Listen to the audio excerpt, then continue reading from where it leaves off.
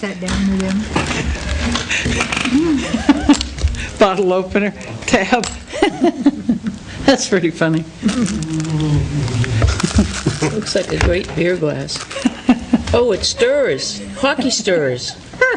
Those are the sticks that go with the pucks. I am so calling them up and telling them they forgot something else. This is too much fun. Oh, it's broken. Oh, well, there you go. There's a perfectly good reading. The heck is Oh, that? those are jar openers. I feel like I just came back from a convention. Good. Is that so while you can be out on the ice with your cocktail in one hand, hockey stick in the other? That's pretty funny. It's funny that's broken. Mine's here. Okay, bye. Have fun. Hello, Gabby. Bye, Gabby. Hi, Gary. We'll open this meeting of December 15th, 2011. Let the record show that Selectman Boudreau is not present.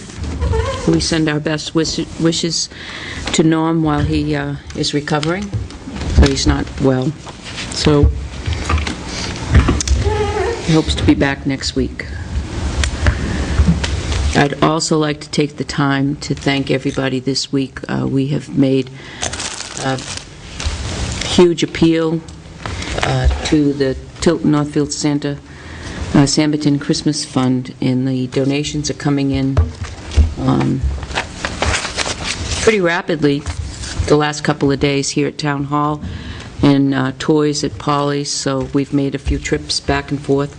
So I want to thank everybody. I particularly want to thank the explorers who've been out every day at the Tanger outlets in front of Polly's. Tonight they're out in front of Tilton House Pizza collecting toys for the Christmas Fund. So a huge thank you to the police explorers. So it's 4:30. Dennis, you're on the agenda, and then we'll get right to, of all of you here that are going to be here, okay, good.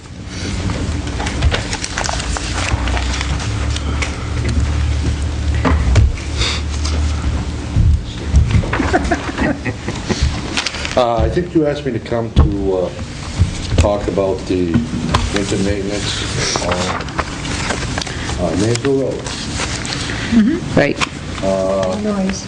And a couple of traffic issues on Noyes Road. Okay.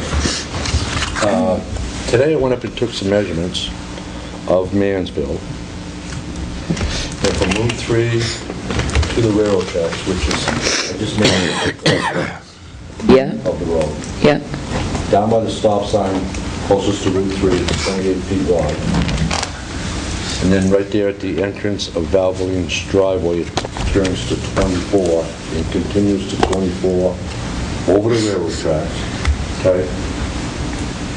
And just before you start the bend, it's 25. Then after the curve, it's 24, and then it narrows down to 21 feet. And it narrows down about 21 feet where the no salt sign is, that just happened to disappear, okay? So we did put another no salt road today back up there.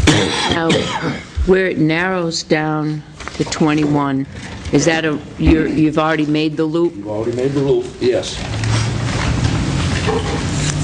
Okay. Okay? From the railroad tracks around, Oh, I see, yeah. around the corner Yep. of where we're having supposedly the snow buildup is roughly about 365 feet from the railroad tracks, okay? And as the individual that plows that route, he will come in and he will go on the Valvoline side of the road, push it over the railroad track into the little parking area there, back up, take one more pass, push it into that before the corner, and then come back and plow all the way around on the right-hand side.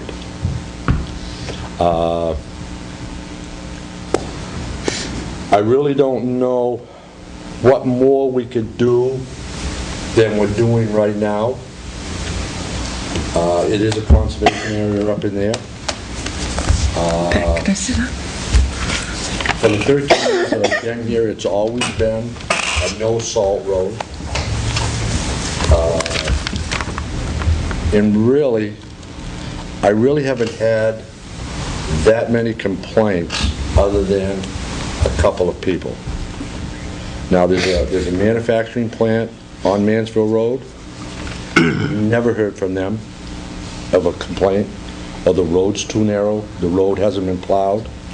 There's tractor trailers that go in there consistently, 2 or 3 per day. They've never complained about the road being narrow. The person that plows that road, no, he does not have a wing on his truck, okay? But when the road narrows up a little bit, I have one of the other trucks that has a wing on it go back and widen the road up. So the truck that you have plowing it is the 1-ton? No, it's a regular 6-wheeler, Oh, okay.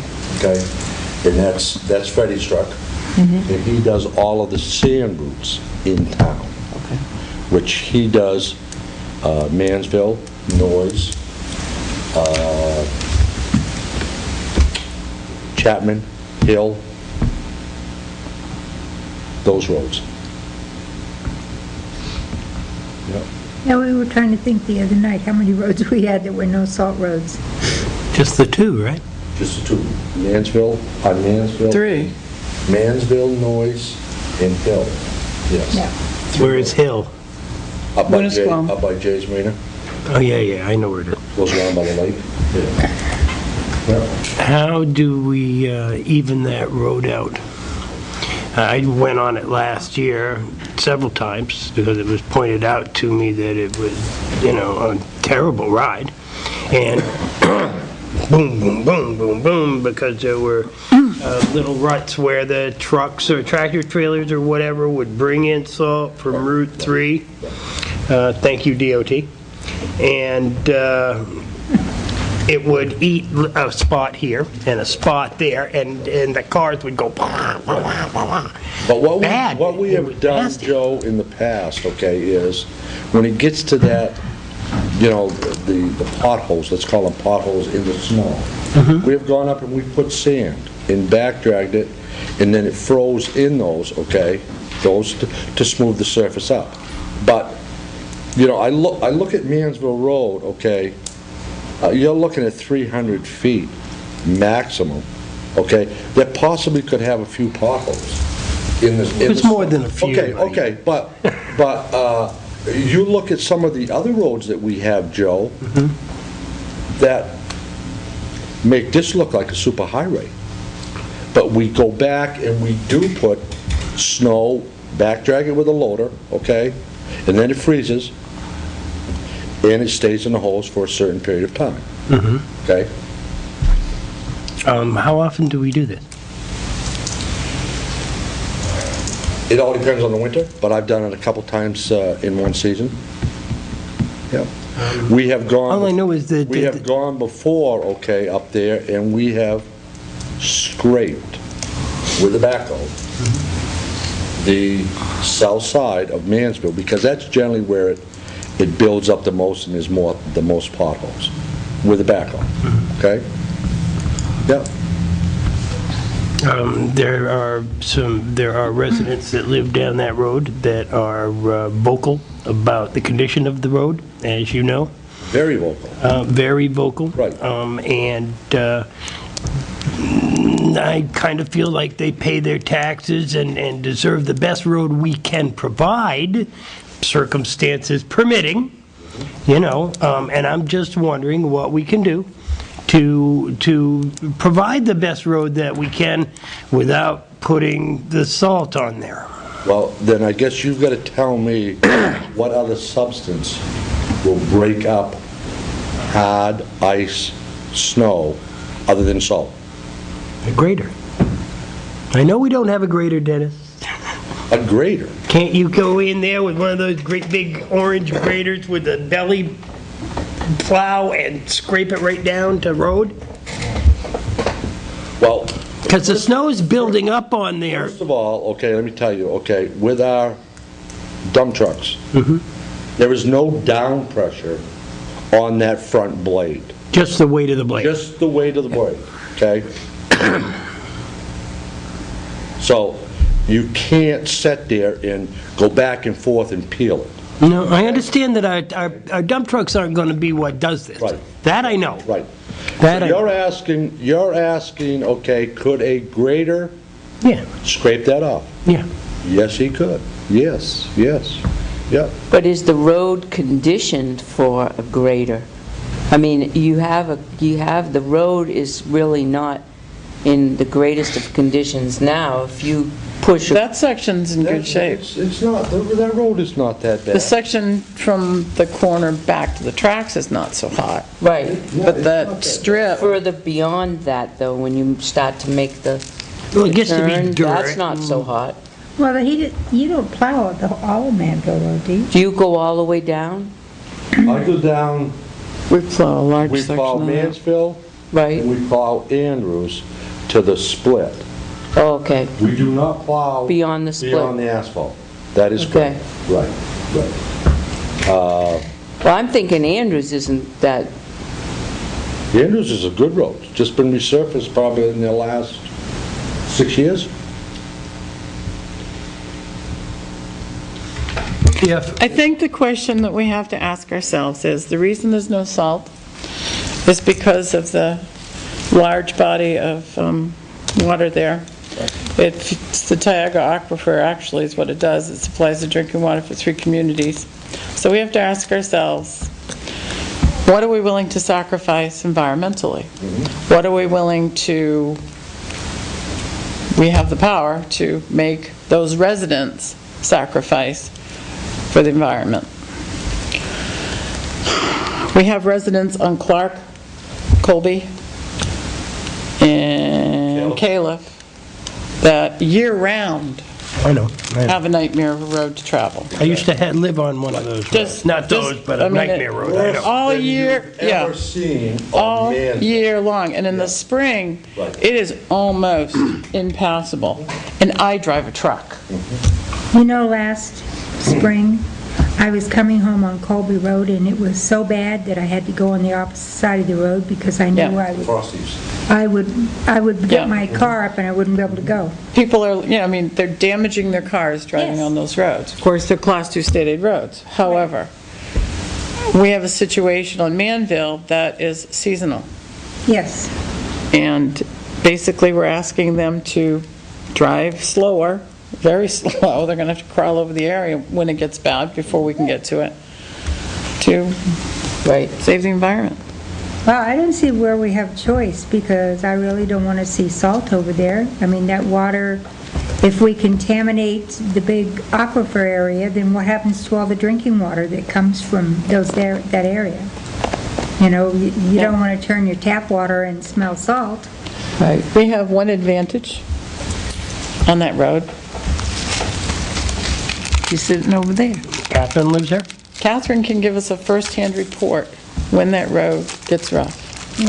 Would you be willing to do that? I have a driver that goes over it No, every day? on Wow. snowstorms. No, I mean every day. You know how we get the thaws and the freeze. It's the freeze-thaw events that really destroys us. That's what really destroys us. So Catherine can report to us. Destroys all the roads. And, maybe we'll be ahead of it. How much of that road would you have to put salt sand mix on to take care of that problem? All of it? Part of it? Well, what happens, All the way to the factory. what happens, Joe, is this salt on Route 3. I'm working, yeah. Brine comes in on the tires, goes over, okay? And that's what creates your little potholes, okay? Right. It's tracked in off of Route 3 because that's a salt road, and Mansville is not up to about, I'm going to say 450, 500 feet, okay, from Route 3 side, okay? I think know- the consensus is that there's not much that we can do with that Without salting the road. without salting the road, and I'm not willing to say yes to salting the road, Me neither. not with the aquifer right there. I'm all about the water. I know we've got Route 3 on the other side that's heavily salted. I don't want to put salt on that road, but I do want to make the road as smooth as we can. Well, when So you we'll make just that work one- on that when the Yeah. time comes. When you make it smooth, come and make mine smooth too, would you? Everybody in this Actually, town. if you call me up and you say, and I'm your constituent, I will have that conversation. Everybody in this town lives on a road that is disgusting. Not me. Well, except Mine's pretty good. I got a brand-new road. Mine's pretty good. I have to complain, but, I don't have to complain about anything. Plowing's a little iffy at the end when, I but, know the public works guy. dead end, it keeps getting this way, and so you can't come out your door, but it's all right. Now, if we plow that Look at your road right back down to road, how come the snow builds up on it at all? Well, you never get 100% of the snow off. No. It just doesn't happen. It doesn't happen. Even the state, you just can't. No. Unless you go out there with a torch and melt her off. Well, I there knew a you woman. go, flamethrowers. I You have knew one a of woman those- who lived down at the end of that Those road. machines that you drive and it melts the snow and it, Technique for removing that stuff, but it involved the public works guy's right. teeth I and mean, gnawing why it can't we off, I put, think. why can't we put away so much money each year? And about, 10 years from now, we'll get one of those and just use it on our no-salt roads. What's that? One of those, A grader? no, one of those heaters that heat up and melt it.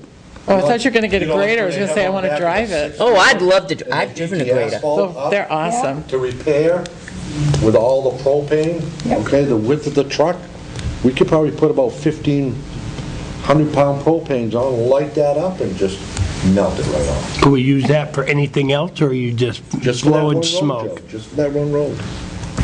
What, $30,000, Rather put our money and $40,000? efforts into fixing. Exactly. I'd rather buy a grader. Yeah. I would agree with that. I would too. I'd like to play with that. I would too. Yes. Wouldn't you like a Well, great? I don't know where we grade, but We could maybe find we keep it just for. Colby, Caleb, Yeah. We don't have that many dirt roads that we maintain. Well, Hill, no, Hill, But is when Hill you're still dirt? repairing- but- No, but when you're a taking the little bit roads of, down. is noise, any part of noise? But you're gonna use it when Noises. you're taking the roads down, aren't you? They really used to use them for the dirt roads. That's really what They they have were one for. in Samerton when I was a kid, it was a great thing, but they got a lot of dirt roads. A over lot there. of dirt roads. They We don't did really have that back in many. the day. You ought to see the grader they have now. Really? Well, the It's a one they big one. had then was old, but it was big. It was regulation. All heated and air-conditioned hubs and everything. Is it a gallon?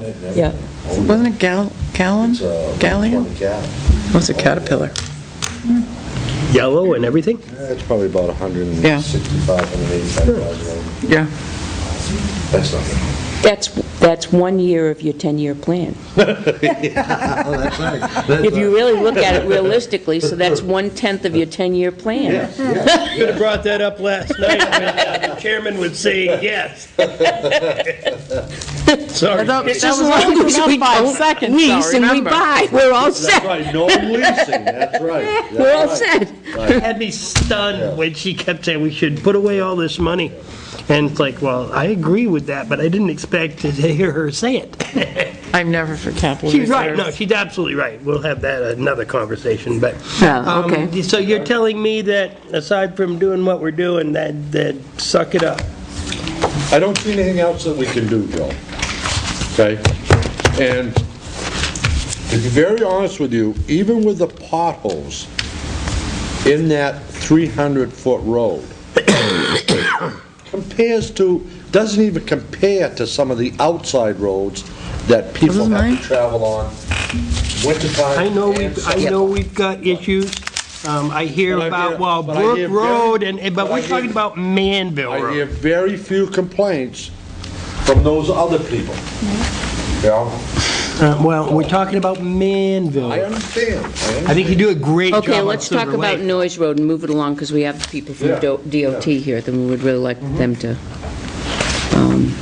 be up here. So, the issues on Noise Road is that when we had the public hearing, they were complaining that the residents going around the curb here where the trees are narrows down, and when you swing in, you kind of leave about 14 feet here, so that this narrows even more. So you just take one pass here, and then, oh, I'm sorry, here, Yes, that is correct. right here, this Right, way, Because right there where your hand is, there's hedges. right here. Right, no, on the opposite side. This side? Right along the edge of that, okay? Okay. So somebody planted right up against the road? Right up against the road. And back on the other corner, okay, Yeah, there's a telephone pole right there. okay. So for us to get around that corner, we have to hug the upper side of that road, okay? To do this. Yes. But Now- that road isn't wide enough for two normal vehicles to pass side No, by it's side. not. No, no. What, That's why it's one way. That One was way, built back exactly. in the day when those camps were seasonal, right? when there's Pretty much. trees and the birch trees, there's a clump of birch trees that they had said, and they said that when it's snowing or heavy wet, the birches kind of stick out in front of the passing way of the road. We have gone up there and we have trimmed everything that we can trim. And where they're talking about the birch trees is that, there's no birch trees. It's Mr. Suter. Oh, Mr. Suter's land, okay?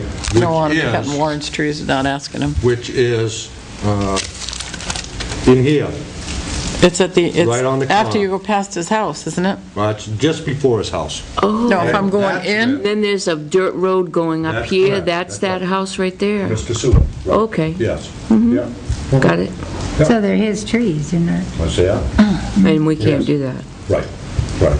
I got Oh, it. he's complaining about his trees? No, they were complaining other that... people. The other I people get were it. complaining about the trees Yeah. bending over in Right. the passing way of Heavy the wet road. snow, right? Yeah. But what happens, okay, is the people that live here, excuse me, the people that live in here, in these cottages here, and there's a house here, and there is a one-way sign here, what they will do, they'll come out of their driveway, and they'll go back out this way. Instead of going all the way around the loop, that's the shortest distance for them. And there's also a sign here that says, "Do not enter." So can we put one way this way so that we can... There is a It is. sign right there. It Okay. says one way, they're just ignoring it. they're ignoring it. How far in is the do not enter here? Oh, maybe 5 feet, 6 feet? Okay? Yeah. So they're just not, They're not abiding by the signs, right. the residents that live there, Pat. Yeah, well, that's on them. Yeah.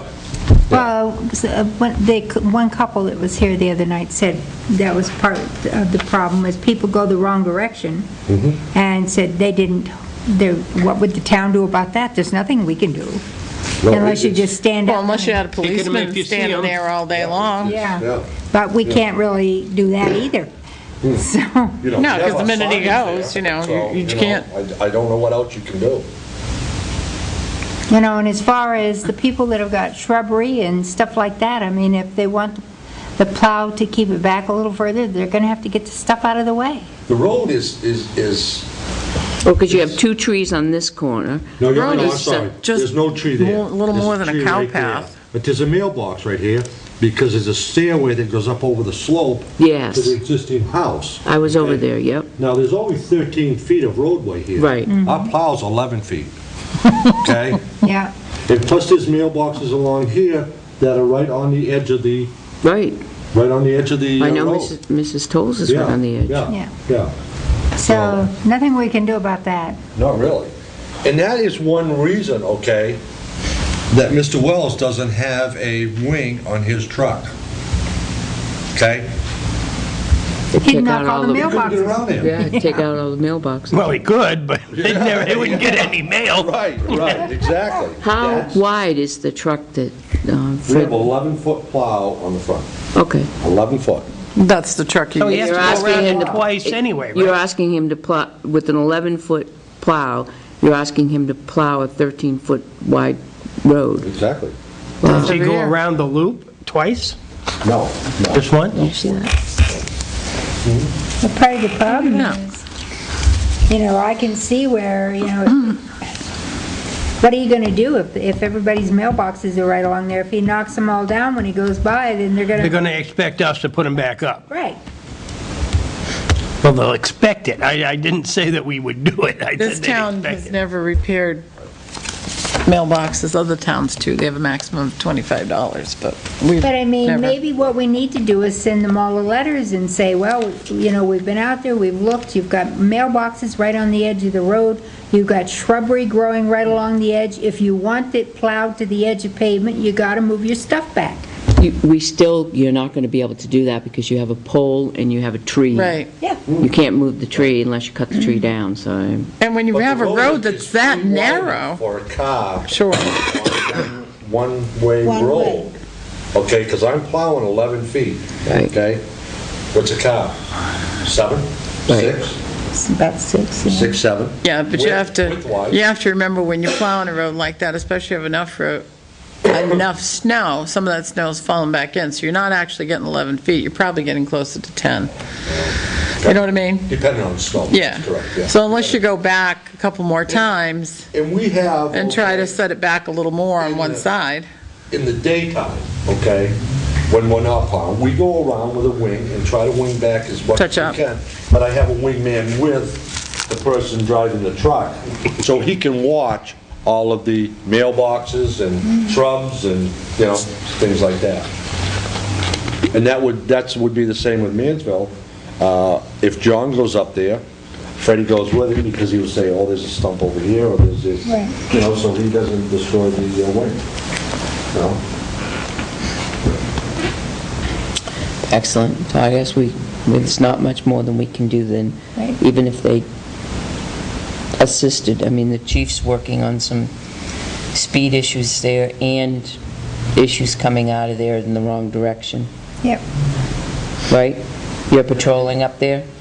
Yeah, they did ask for like an extra one-way sign down there, like arrows, and they asked for a no outlet sign, just my notes from that meeting. On Yep. the Route 3? Right. Oh, to keep people from going in there and checking them out? They thinking it okay for the Belmont or something. Yep.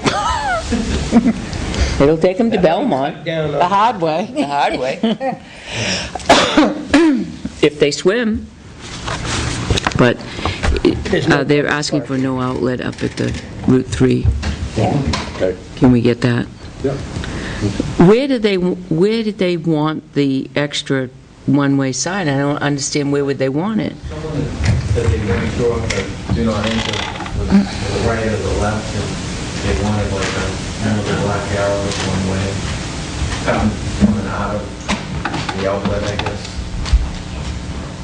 It's well signed. It's properly signed that it should. You can't have a one-way sign at the Route, you're talking about the Route 3 side, No, the outlet when you come around the loop. where it meets? Yeah. You know, if the problem is the residents that live there are ignoring the one-way, Right. you can put all the signs you want down there, and it's not going to do you any good. You could make them 10 feet tall. That's why you know that. Okay, thanks, Dennis. It's a private joke. See, Brad comes in with an iPad. I saw that. See? I did too. I noticed it. It's all right. We're just peons here, that's all. No, that's all right. That's all right. Are we all done? We're done. Okay. Thank you very much. Thank you, Dennis. Bye, Have a Dennis. good night. Good. Okay.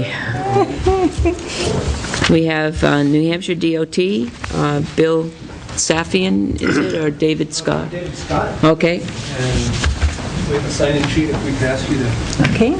for our record.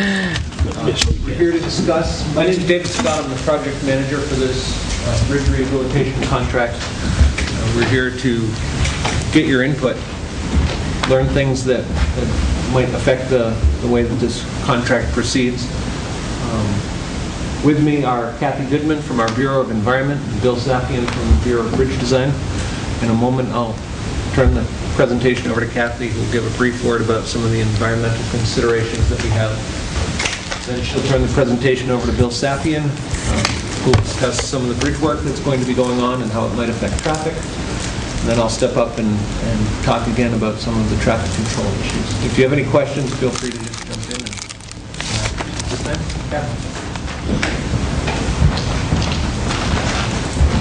Hello, I'm Kathy Goodman with our DOT Bureau of Environment, and with any project that the DOT does, the Bureau of Environment has the responsibility to investigate any potential impacts that our projects will have on the surrounding natural, cultural, and social environments. Identifying key resources early in the project development process enables the department to avoid or minimize impacts as the design proceeds. Some of the areas we look at are air quality, business impacts, water quality, noise, wetland impacts, rare species, and historic structures. This project should have no impact on the Winnipesaukee River. All the work should be done outside of the river. Bill will go into more what the work is going to be. If anyone has any other ideas or known resources that would fall into this realm of issues we look at, please let me know tonight, or you can email Dave and he can. I'll leave you the card. Thank you. Thank you. Good evening, my name is Bill Sapian. I'm with the New Hampshire Department of Transportation Bureau of Bridge Design, and I'm going to take you through what we see as the scope of work for the project and any impacts that we may have. So first of all, let me orient you to our drawings up here. This is New Hampshire Route 140, which carries over the Winnipesaukee River, Bridge 109062. It's about a third of a mile down from the intersection with 3. Which is right at where exit 20 comes off of 93, and Belmont is down in this direction here. Close to the bridge, we have a resident up in this corner here. We've got a business, the bakery is down here, and we've got the Holiday Inn Express here, and your boat launch for the river is down behind the Holiday Inn here. The bridge is a 2-span bridge. It is steel multi-girder, reinforced concrete deck. It was built in 1968. The current condition rating for the bridge, as we rated on a scale of 0 to 10, 10 being the best, or 0 to 9, is the deck is a 6, the superstructure and substructure is a 7. The sufficiency rating, which is what we use to gauge the condition of the bridge, is the 88.2. That puts it in the realm of being eligible for rehabilitation. And so that's what we're looking to do here. The deck is in fairly good condition, but we have the opportunity to go in and get a longer life out of the deck if we do some repairs now. So that's our approach to the project right now. It also has pavement on it that it's been designed for, so we're looking at taking some of the pavement off as part of the project. The funding for the project is 80%, 20% split between the feds and the state. So as far as the project is concerned, there's no cost to the town. However, I'll talk about some utilities on the bridge and some coordination that's going on between the town and the DOT right now. There may be some costs incurred to the town through their work to help the bridge project go through, and I'll speak to that in a moment. The scope of work for the project is to take off the asphalt and membrane off the deck right now, get down to the deck. They'll do a survey of the deck. At that time, they'll decide areas that need to be rehabilitated. They'll remove the bad concrete. Some of those repairs will be what we call partial depth repairs, which they'll not have to go all the way through the deck. They'll go down to a certain depth and then they'll repair it. Other areas, they'll need to go down to the full depth of the deck and do a full depth repair. Then they'll remembrane and re-asphalt the deck. Other things that we're doing on the project, we are looking at painting the entirety of the superstructure. At the request of our district office, in this area up here, this is DOT-owned property in this quadrant here. Currently, there are delineator posts that are attempting to keep traffic out of that area. The state sees that area as people are, some are using it for access to the river. It's not a authorized area for access to the river. As cars come in and out of that area, it also presents a danger for sight distance. We see it as a safety issue as well. So we are looking at putting guardrail from the bridge for about 300 feet down the road, where we'll meet with cable guardrail, which is already there. We will replace that cable guardrail for about a 300-foot run. A total of 600 feet of guardrail from the bridge in that direction will be into place. To do this repair, we'll be doing it in a phased construction. There'll be 3 phases, as is outlined on this board here. At first, we will pull traffic, and we will always maintain one lane of traffic in each direction. So we'll always maintain 2-directional traffic. At first, we'll pull traffic to one side, which is depicted in this picture here. We'll do work on 1/3 of the bridge, and then we'll straddle with the traffic on either side of the middle zone, where we'll do our middle zone of repair, and then we'll push them all to the other side and do the last third of the bridge. As I said, there are utilities on the bridge. There are 2 gas lines and there's 1 water line, all feeding important to Tilton, and one of them feeds into Belmont. I'll say that part of our scope of work, in addition to the bridge work, the deck work, is we will be replacing this expansion joint and also the expansion bearings. That requires us to jack the bridge up, and so there's issues with how much we can jack and not affect the utilities that are being carried by the bridge. So we are working closely right now with the utilities and your water department personnel. It's not our water department, it's a separate district. Okay. It's the Tilton Northfield Aqueduct Company. Thank you. We are working with them and coming up with what they see as work needed to be done that will allow the jacking of the bridge and not affect those utilities. So we're confident at this point that there's no relocation necessary. We should be able to incorporate some fairly standard ways of methods of doing that will allow us to jack the bridge, take the bearings out that are there, put in the new bearings, and then set the bridge back down again. I have a question. You said you're going to repaint. Yes. How does that paint potentially affect our aquifer, which that's part of? There are procedures in place, and it'll be written into the prosecution of work, that the bridge needs to be completely contained. So the contractor will have to come in and put a skirt, if you will, completely from the outside of the bridge down under the bridge and completely encapsulate it. They'll strip the bridge down of its material that's on the bridge right now, and then they'll also paint in that environment. Is there testing and compliance measures in place for this? There are procedures, again, that will be written in the prosecution work that will have to be followed by the contractor, and there will be testing. Okay, thank you.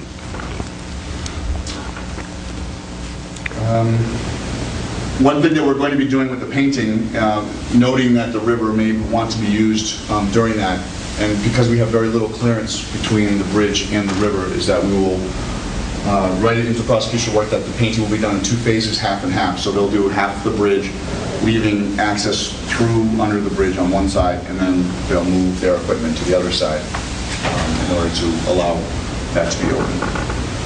There are no right-of-way impacts on this project.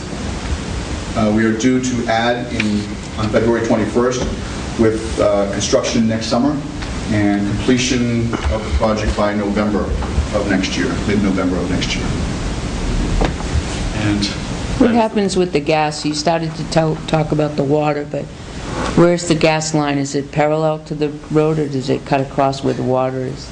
one of the gas lines passes through the abutments, and it's, all 3 utilities are carried by the bridge. So if you were to go over the bridge and look up, you'll see their hardware being supported by the bridge. One of the utility gas lines passes through the abutment. The other ones, they come out of the ground, they pass across the bridge, and they dive back into the ground on this corner. All 3 of them, because they're supported by the bridge, have the potential to be moved by the bridge when we jack it. So all 3, even even though only one passes through the abutment, all three have considerations that we'll deal with. And we're dealing with the gas company as well, asking them, we've already had several coordination meetings with them to discuss how we're going to do this and make sure that we don't affect adversely those utilities.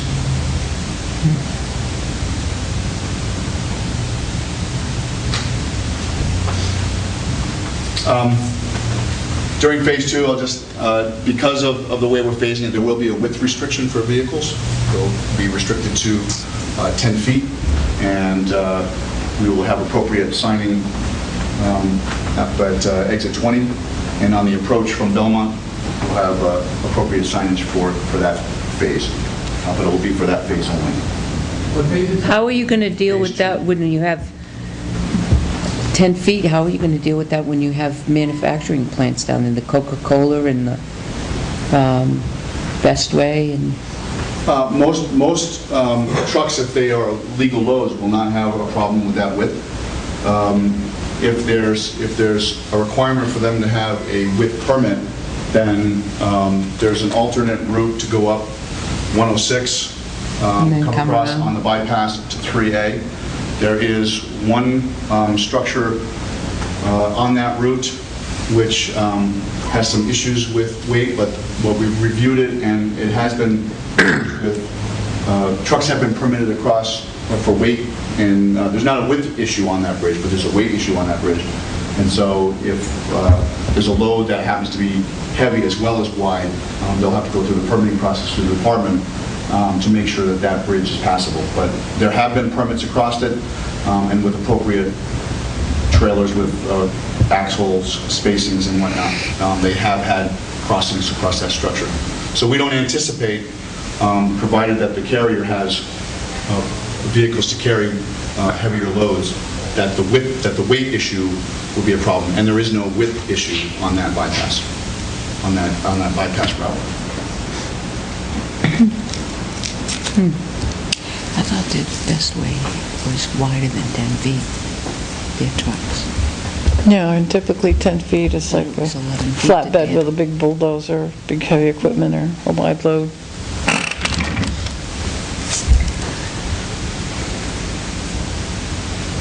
I'm just curious, how will you jack the bridge up? Will you actually lift it, or will you actually put jacks under it and lift it? Because you don't have much. Jacking equipment underneath here, supported on the ground, and they will. I didn't think you had much ground under the bridge. They'll get under there and do it. Oftentimes they come up to the above, Do they?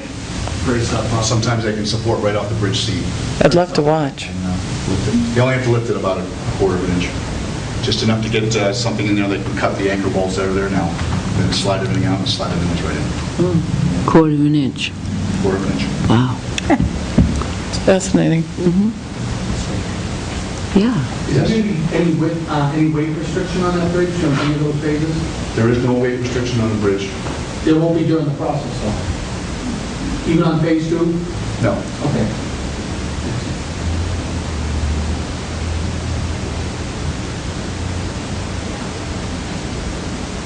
But there is a width one.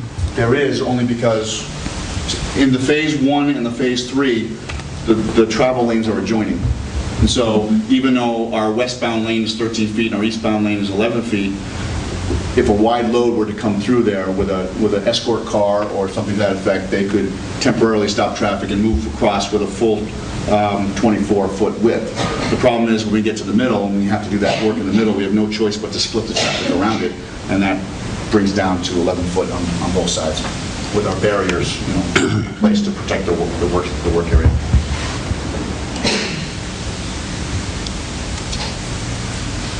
How long will the project last? We are adding in February. It's supposed to be only one construction season, so it should, November. I don't know exactly how long the contract will work, but we're giving them until November of next fall to finish. They'll probably get going sometime around June of next year. Well, Bike week? yeah, that's what I was about to say. Yeah. Yeah. Did you do that on purpose? Does anybody else have any questions for? Yes. Good. Are there any other future plans for that bridge? In what respect? Well, it's documented that it's restrictions in the Winnipesaukee River, and I was just wondering if DOT had any future plans to alleviate that. I'm not aware of any of those plans, and it's not part of the scope of this project. No, I know it's not part of the project. Just wondering if they- DOT has no plans to replace the strip to increase the opening of the site. To get a bridge into line, into the queue requires it going through the 10-year plan process, and we're working on our structurally efficient critical bridges, and this one is not. We want to speak to that, DOT. We just went through the 10-year plan process, but if we go past, we can directly project.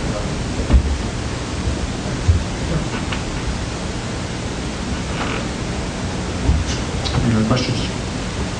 Anyone else? I have a sign sheet, I think there's a couple who have not signed it yet, and I mentioned cards here. If you've got a comment and didn't want to mention it tonight, feel free to grab a card, give me a call. A couple things. Two other things I wanted to cover. Bill mentioned the painting, and the one thing that I did want to bring to your attention so that there's no surprises when it happens, painting is not a quiet operation. So just want to be very upfront with you, the machinery for that. I mean, it's very regulated, and that machinery noise is all part of the collection of the dust and it's used to strip the steel bridge to keep it environmentally safe, but noise control is not one of the key aspects that we cover. Finally, So it's pretty noisy, you're saying? yep, But they'll be working during normal business daylight hours, not They'll be working. weekends or nights, correct. early in the morning. Does Okay. the town have a noise ordinance? Yeah, actually, we do. Yeah, we do. And what are the hours for that? It is an inspired complaint too. So you could, in theory, you could actually violate it at 2 in the afternoon. Yep. Okay. Yeah. We're guilty. Well, you have some residences right there. beside the bridge, so if you're, yeah.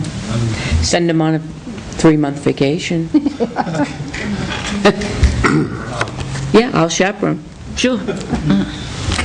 So Yeah, absolutely. I will make sure that my front office is aware of that. I don't know what the implications are. I'm very, very upfront with you. You should be okay during the day, I would imagine, unless you're blasting. Unless they work nights. You're our neighbors. Yes, Did you invite the abutters here? we did. Okay. Yeah, we make it We stand. also have a hotel right there. That could be an That's issue true. for the hotel people, That's right. Yeah. depending on when you're going to It's paint. almost across the street. Yep. We invited the hotel as well. I will make personal contact with them. Better make the They paint might be company. unaware of that painting noise issue. Yep, absolutely correct. Let's see, painting noise, motorcycles, and... What about motorcycles? Motorcycle weekend. Oh, yeah, same week, that's right. Say what? The motorcycles will drown out the painting, so you're all set. Motorcycle weekend should not be an issue with the 2 lanes of traffic provided. It'll slow it down a little bit, but that's okay. In June, it probably won't matter about the motorcycle weekend. Yes? You're aware that posted 50 out there, you're going to reduce the speed during construction? I believe we will. The district has plans on moving, changing the speed limit so that over this bridge will be 35 in both directions. Hallelujah. And so. Didn't we request I've been that? told by the district that will be Last done year. before this project starts, so. Didn't we request will that not- speed change? Yeah. We've been Several asking for times. that, Bill. But permanently. Yeah. Is it going to be You- changed you- permanently, or is it you- Change permanent. Yay! Outstanding. Well, this is worth it. This whole thing is worth it, then. Bill, leave the notes, make sure you get down that there was much rejoicing. Much rejoicing. Townspeople rejoice. Absolutely. Well, we've been asking for that speed limit Yeah. reduction. Seems silly that That it goes area. 50 one way and 35 the other. The last thing that I'd like to bring to your attention is a municipal work zone agreement I knew this was coming. No, it's a formality that we have to go through with every project. There are some communities where they have ordinances on their books that say that any work done in town will be done with town police forces. Yep. And is that true Oh, in yeah. this community? It is. Yep. Okay. DOT believes that state regulations say that we have jurisdiction throughout the work zone and request that every project be accompanied with this municipal work zone agreement that says that during phases where traffic control is necessary, it's up to the DOT to decide how that traffic control is instituted. We pay significantly less for our flaggers than we do for police officers and have lots of experience with traffic control. So, Not sure I request that agree with you as a group would discuss this. I don't need your signatures tonight. Nope, we're going to investigate it, thank you. And are you the chief? I am. Okay, and discuss it with them. So, just want to make you aware of our understanding of the state statutes and try to avoid an issue once we come to construction. And if you have questions with that, please let me know. Pardon? Do you use the signals like the lights? Because I know when I went to Vermont, they did a bridge, and on one section they had lights in red and they turned green with so much traffic. So you do that here? I haven't noticed that. We would not do that. We do it on some sites. We would not do that here because we're always providing for the continuous flow of traffic. The place where I anticipate we'll need traffic control is really when we're laying down the barrier, because there'll be men in the road placing the concrete barrier and through all the changeovers from phase to phase, but there will not be a lot of traffic control required. And when we are overseeing the construction, there are times when traffic control is more than our contract administrators and new flaggers can handle. And at that point, they come to the town and say, hey, we'd like the town police force. Look forward to All three of these are going to be originals. Never mind. What is the purpose of this being in triplicate? That's what I don't understand. If you all sign, we'll send the 3 copies back, and then we have 1 record for the contract that will go out for photocopying. There'll be 1 copy sent back to you. There's 1 copy to hang up in the Morton Building Department of Transportation office. Okay. We would like to research it a little bit further before we sign that. There will be like...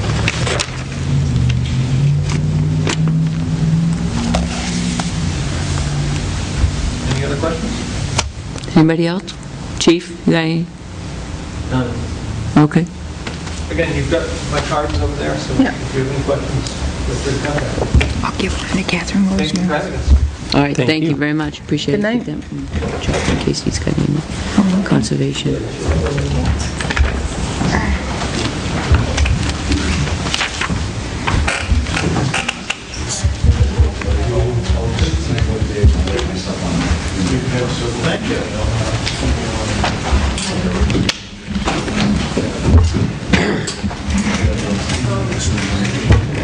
The what?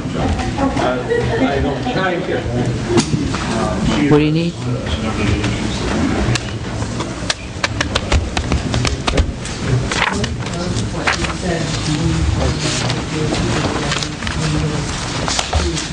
Is there an issue with state-controlled traffic? Well, my understanding was when we enacted our ordinance, it was to prevent people from blocking lanes of traffic without any kind of traffic flow control whatsoever. I'd had problems, lots of people had had problems. The tree guys would come and just block a lane of traffic while they cut trees over the wires, and nobody'd be out there flagging them or anything. Well, and it also was The because, state has flaggers and but it was also because they come in with their own flaggers who really are not professionals as pertains to controlling traffic, especially on Route 311. Yeah, but that's all these people do, is control traffic. I worked in the industry for 30 years, trust me. Half of them, They don't pay They- attention. I know they're they play... $10 guys. No, they play games with the traffic because they get bored.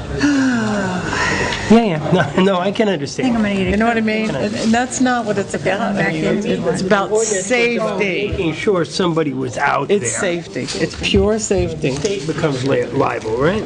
Yeah, I mean, that's, that's a huge That's thing. the bottom line. If we were liable, I'd insist that we have an officer, but Okay.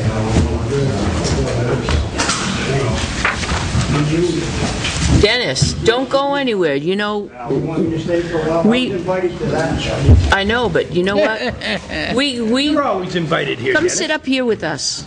We got a couple questions for you. Oh, gosh, and I didn't come prepared. Okay. Do I get a free cookie if I answer? Oh, Yeah, help you- yourself. No, if I answer Candy, right, I get a cookies. No. The, redistricting, Oh, yeah, I was there today. okay? Hamilton and Tilton's gonna say the same. Why? Why? Our population, Redistricting committee, I went to listen today, but there's... but you're our representative. You should know that our population allows us to have our own representative. Why are we gonna stay the same? Really, buddy? Yes, we do have enough.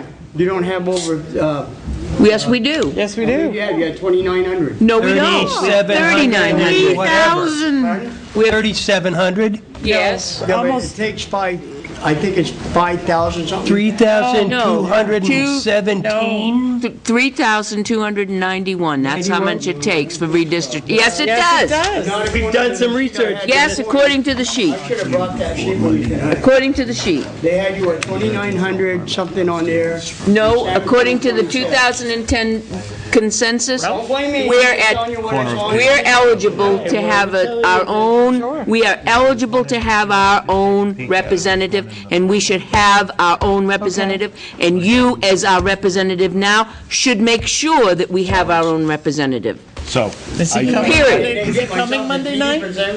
I hope, No, you should. I would like What to, I'm saying if to you have is you I take went a to the look meeting at today. it, It's not- and then I want to discuss it with you. Okay? Then, Because- I don't know. then now's the time What we to, went over today. now is the time to go and get us our own representative. You represent Well, I don't us. see the figures, Issues in I the don't know past. yet. Well, You're then- telling me, Art's but I coming gotta Monday find night. out We hope so. what Would they you all like to are, come? because it's not just... I'm coming. this year. You coming to the meeting too? Oh, yeah. Oh, good. They're trying to find I'll be glad out to look at that. I'm going to be here tomorrow. I'm Yeah, telling I you, saw we that. have the figures. We were told we have the figures, we have the told you figures, that? we have the figures. Who told you that? Look at the 2010 Wait a minute. census. You know what it is? You may have had, I heard it come out of Ray Burton's mouth. yeah, Well, you may, heard, okay? the law, You said, "Who told me?" And I'm Listen, telling you who told listen. me. Well, he may Listen. have told you, but do you you have, may have had a sheet. do you have one here that tells me how many you have for I do not. residences? The Well, then law, you need to look at what the law It says a allows. 5% deviation,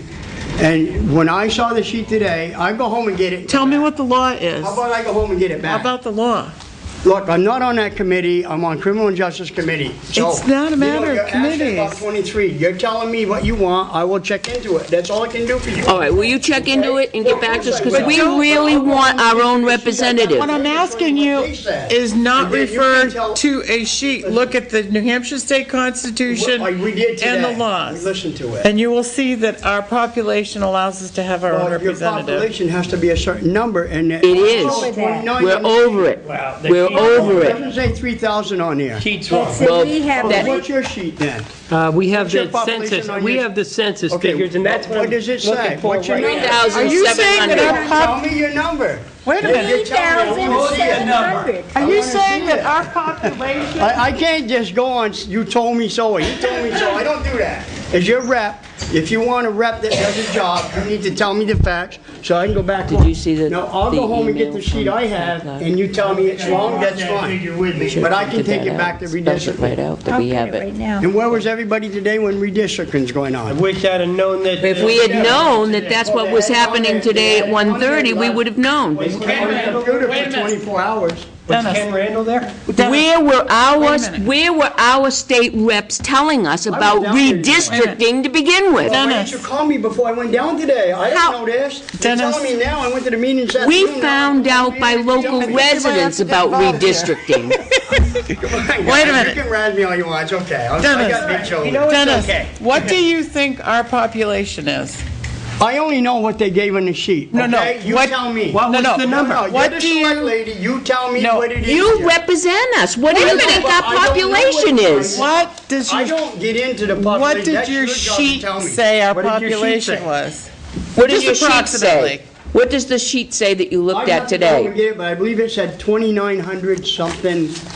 I don't remember, was the Samerton 2976 figure. or something. This is from a But the local census- the government census- center. Do you see our population for the town of Tilton? Let me see. 3,646. But that's what it says here. That's right. But that's 2007. Wait, do you think that we've lost? We think I we didn't lost say you lied, people? that's I No, don't know. no. You may- Do you think we've people lost? move in and According move to out. the, I according didn't to say you the lied. internet over there. I just said that's 3,767. All I said to you nicely is that's 2007. Okay, what's the new census say? 3,500. then show it. 67. You want to walk over here with me just I a wanna second? see and it. Look at it on his screen. Okay, I want to see it. And the redistricting said, I can only tell you what the sheet said in Concord. I hear I don't that. have the new sheets. The population was 3,567 in 2000. Okay. Let me write that down. I think the way I was told that we represent 5,000 something. That's what we were told. That have to be. Samerton and Tilton So you're together. only- Well, together, you get two reps. Yep, that's right. You get your own rep, but the thing understand. is, if he runs and gets defeated, you know, what can I say? I hear you. You know. As long as we're hooked into the one big district, then yes, indeed. Well, we are. We have about There's 6,000. that's the inn on Newfound Lake, We're talking Oh, great. about, and that's the other one. Oh, great. Well, I thought. And is that from Tilton understand House that. Drive? Is I that understand that. People I got dropped no us off at problem with that. It's all Great. toys. Okay, great. You want it up on the stage? Or- No, I'm gonna put it in my car. Yeah, it's all brand new toys. All right, that's good. We were put together because Samerton and Tilton, neither one of them had enough people. Together, we had enough people for two. Okey dokey. They both happen to come from Samerton. But now, Tilton has enough for their own representative to be a district. But you're combined with Samerton. Yeah, but we're redistricting, right? Well, that's a matter for the whole house. But what they're saying, what he's saying is we're redistricting, but Samerton and Tilton are gonna say the same. That's what he said. That's what he's saying. That's all I'm telling you. I don't know what's gonna happen because we haven't made a big decision. It was I just a know. subcommittee Well, meeting today. we're asking you to look You're into telling me it. now, which nobody was down there until just now, what you got. So now when I go back down. You know I what, can tell them Dennis? This is what we have. As our representative, you should have immediately contacted us and said, No, hey. You know, as your rep, I can't contact every person that I know, but if you guys. You The wait a minute. town, we're the You town. represent the town of I'm Tilton. doing both towns. And There's that's only two exactly towns. why, Last time you said. There's only two towns. Dennis, I you know understand what? that, but as a If rep. there's Wait a minute. something major going on, like redistricting, This Listen, is our business. Right, but you Let have me to ask you, inform me. when was the last time you had Come to office meeting. hours here? no, just it's have not to office inform me. hours. When was the last time Dennis, you had office hours here? You were supposed to have office hours. I haven't I'm seen. not having them in November, December, because I of see. Thanksgiving and Christmas. They Okay. start again in January. I've had them right up Looking until then. forward to it. as the governing body of the town of Tilton that Right, you but- represent, I understand, you should be in but- contact. No, I'm talking. I want quiet. I'm talking. I'm serious. I've had enough. We are the governing body of the town of Tilton. And as our representative to the town of Tilton, it is your responsibility as our state representative, when things come up that are going to have an effect on the town of Tilton, it is your responsibility to contact the governing body of the town, not each one of us individually. The governing body... And none of you told me what you wanted here. I don't go stick my nose in your town business. What I'm saying to you is, your Wow. rep, I represent your client. You tell me to come to your meeting, you tell me what you want, because I don't know what you need, okay? Until I get that invite says, Dennis Fields, come to our meeting, okay? I don't come over here and tell you how to run your meeting. All I say is, you tell me what you want, and that's when I proceed to do whatever. You're telling me tonight, I told you I will go and check and see what we can find out. That's all I can do, and I'm glad to do that. I would like you to explain to us what you think your responsibility is to the town of Tilton as our My responsibility is to help the representative. constituent, but it's not to tell you how to run your town. If you want me here and you have an issue with the town, you call me, you tell me what your issue is. I don't come over here and say, oh, I got to do this every little issue. You don't do that. So you think that the selectmen of the town of Tilton should be down at Concord paying attention what's going on in the I didn't say that. I legislature? didn't say that. I said you have to let me know what your issues are here in town. How do we know? And how do we know? How do we know that Oh, we... you got the computer like that. How and they do let we you know that you were even talking about redistricting? Come on, it's been in the paper. My I have to gosh. keep track of what's going, I have a representative in Concord who's supposed to be You have keeping... two, actually. If the other one was here, we'd be having this conversation with him, He's just in too. the hospital, so we're not going to knock it. Well, I'm not knocking you. As a person, I'm No, but looking for my you asked me representative tonight. to represent You me. just told me what you wanted. I'll go and do it, but I can't answer for Ray Burton what he told you either. You That's asked me hearsay. who told me, and so I told you. You know, one of the most upsetting things is, Dennis, you're not even aware of the population of the town of Tilton. That's upsetting. I'm not aware of the whole population of the state, are you? But I'm pretty much I know aware. what it is today when I saw- I'm going home, get the sheet, and I'm coming back. How long do you We'll need be it? here. If I was a Don't worry about it. legislative We'll be here. I'll be right representative back. of this I'm going home to community, get that sheet, so I can show you what they said. how can you Okay? represent, If I'm wrong, I will Let him go and get his, How let him can go you- and get his told sheet. me- I only got a notice to come to the transportation meeting. You didn't tell me anything else, because otherwise I'd have brought something with me. How- I'll go home and get the sheet. how can you Please represent a do. town and not know anything about it? Well, how do you know sometimes? You can hide all the time, and I know it's coming down We sometimes, are and that's in okay. trouble. We, Careful of those stairs, buddy. Yeah, right. we are in trouble. I would say that that's a big issue for me, if he doesn't know how many people are in town. Well, in the fact that he, I'm sorry I had to yell at him, but I just can't stand that I'm bickering. printing out the article from the Laconia Daily Sun. There was a very good article in there this morning, which gave our exact count. According to this, for every 3,291 people, you can have a representative. That's right. And according to the Daily Sun, I think the figure was 3,700 and, Well, the 90 census something. figure was 3,567. okay, So, but even okey-dokey. so, we get a representative. And how many people are there in Sanford, Chief? You've got those internet figures. What do you want? Because my understanding was there was Oh, he'll come 2,900 and something. I bet he will. But he feels that it's a party issue, and it has nothing to do with the party issue. Oh, no. Did you hear him? He feels it's a party issue. It has nothing to do with the party. We need to be represented. We're not being represented. Not at all. It's not about us. If he thinks that we have to Hey, he's summon, not going to tell us how to run our meeting. but he thinks that we have to, if we have an issue, we have to be aware, I mean, he's telling us we have to be aware of everything that's going on in Concord. Then Otherwise, he's not gonna, And then call This- him this to tell thing- him how we want I'm us to vote. speechless. Or invite him personally to come here so we can tell him. I am sorry that I made him be quiet, but I'd had I'm enough. ready to go with him. If I he had wants to enough. go, we can go, buddy. I had You enough. start yelling at me and it's, I got a problem. I think I was dumbfounded. He won't listen to when you tell, oh, well, it's 2,900. Well, I don't give a rat's ass what your sheet says. The camera's still. I know it is.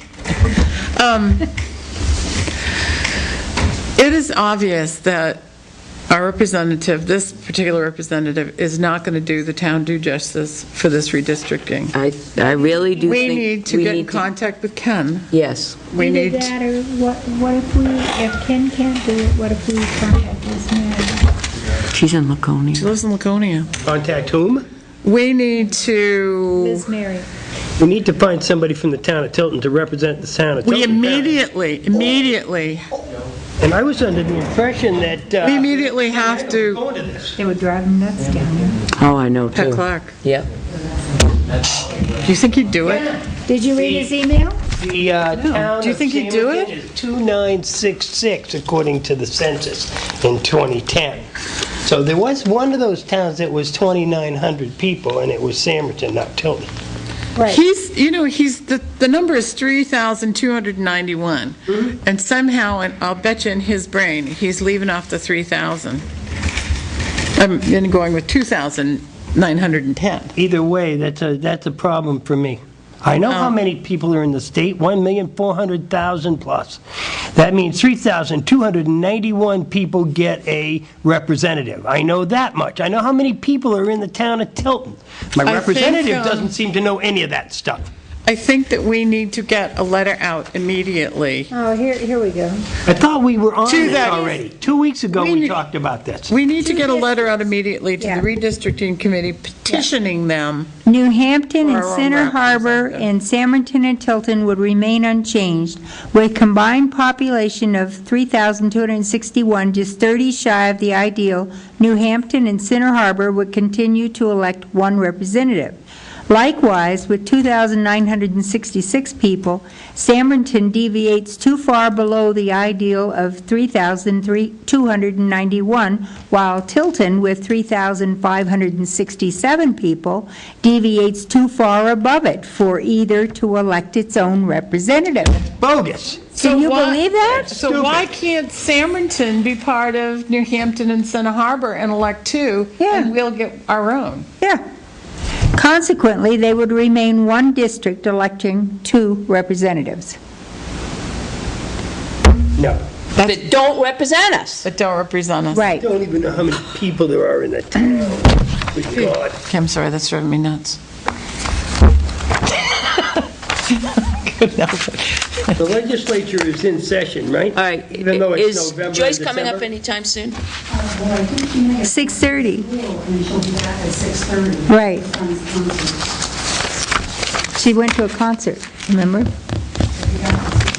Okay, all right. Then I'm let's gonna give all- continue. Yeah, I'm going to give all this to Catherine to hold.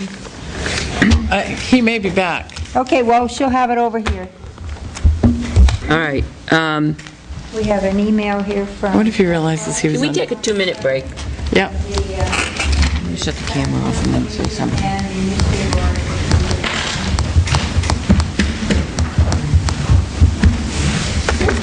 I can, oh, you know who would be a wonderful person to run for that office? I mean, you. I can go down there and tell him to be quiet. Yes. He's the health officer. He just took expanded role. All right, in we're the back health from our department. break. I'm getting just angry enough that I'm going to try to talk my wife into letting me run. Oh, Ken. Bonnie, please. Did you go to the subcommittee hearing today? No, I did not. Did you know it was happening today? Yes, and I had it all primed that they were going to send me a breakdown as to how the district was set up. We need to, according to Councilor Burton, he said that we need to submit a petition, which we had discussed. I think we should Write it tomorrow. submit our petition post haste. Yes. And move the process forward. Councilor Burton also stated that he would be glad to move it along to the best of his ability, because I explained the situation to him, and he said, well, you obviously have enough people, and you send me the information, and I will do what I can do to help with it. Okey dokey. We've got to get the letter out. We've Yeah. got to get somebody out there to petition. When Joyce gets back, let's ask her to write it. Yep. Got to Yes. do We'll come it. in and sign it tomorrow. We'll Yes. give you a copy. Yes. We'll CC one to Ray. And I think tomorrow we should call Ray Burton. Yes. Hi, Chief. Man, What else is on the agenda? I'm so wound up. I need to Nothing that matters, is it? go next door. I'll be back. So what other things are on our I agenda? wonder if they that we might deliver. be able to- Next Tuesday, Joyce, in South Carolina. reports from selectmen. That was it, that's it? Wait. I have a report. Okay, go ahead. Okay, we're on camera, right? Yeah. I went to the Cooperative Concord Regional Solid Waste Resource Recovery Cooperative meeting last night. We have, as you know, voted to move forward with the recycle facility in Pennacook, Concord, technically. And, hope I didn't grab the wrong folder. And the issues last evening were selling part of the property on Whitney Road, which is where they're building the new facility. We have a 35-acre parcel, and there's a metal recycling guy, ferrous and non-ferrous, that wants to set up a metal scrapyard in conjunction with the recycle center. We're going to be discussing that. This is Mr. Cohen. He sold out, he had a junkyard. It's a junkyard. They crush cars, amongst other things. And we're going to talk. He hasn't got a site plan. He hasn't talked to DES. We got 20% wetlands in that area, and they're not high-value wetlands, but so they're very, very preliminary. Then we discussed the withdrawal of Allenstown from the consortium and exactly what that would look like. Are they considering that? Pardon me? Did they do that, or are they considering They're in the it? process of working on it, but there's a formula that we're all a party to as part of the consortium, or the cooperative, I should say in this case, that provides for a certain percentage of the assets that we own, Right. based on the tonnage that we bring. And it's also, there's a formula that,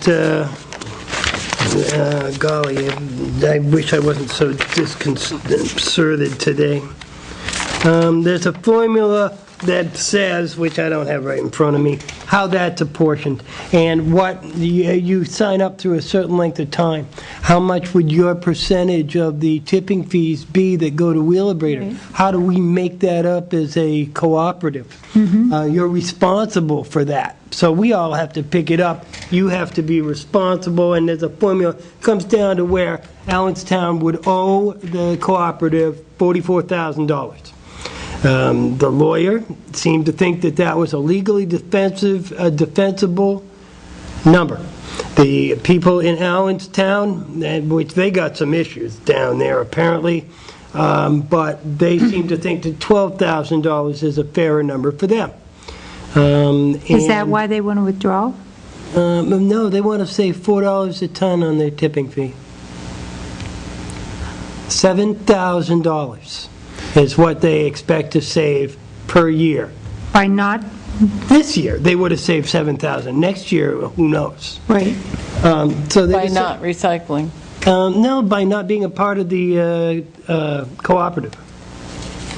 Because they bring their garbage to a landfill, and they don't bring it to the waste facility. Yeah, so why not? They're not going to The tipping recycle. fee for that at a landfill is $62. I didn't realize we still had landfills. They have a big one up at Berlin, but they're not, that's destined to close. They're not permitting any new ones, and they haven't for a long time. Right. So it's very short-sighted. But that said, it's going to cost them far in excess of the $44,000 to defend it, win, lose, or draw. We have a defensible position. We have a signed contract. And I got a big mouth. I said that personally I felt that I don't wanna is not a legal defense.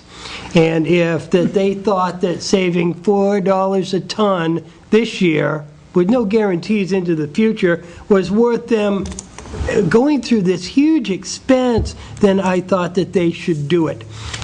Because if we as a cooperative allow one town to just walk away from it and not fulfill their legal obligation, then we don't have a cooperative anymore. Right. And everybody thought that was the way to go, and so we're proceeding accordingly. The last issue was the bonding of the single-stream recycling facility. In reserves currently, we have $14,573,000. By early 2012, we'll have $23,573,000. That said, it's proposed in order to keep an operating reserve. Part of those contingencies are for 100-year and 30-year landfill closure costs that are mandated by the state and not available to us.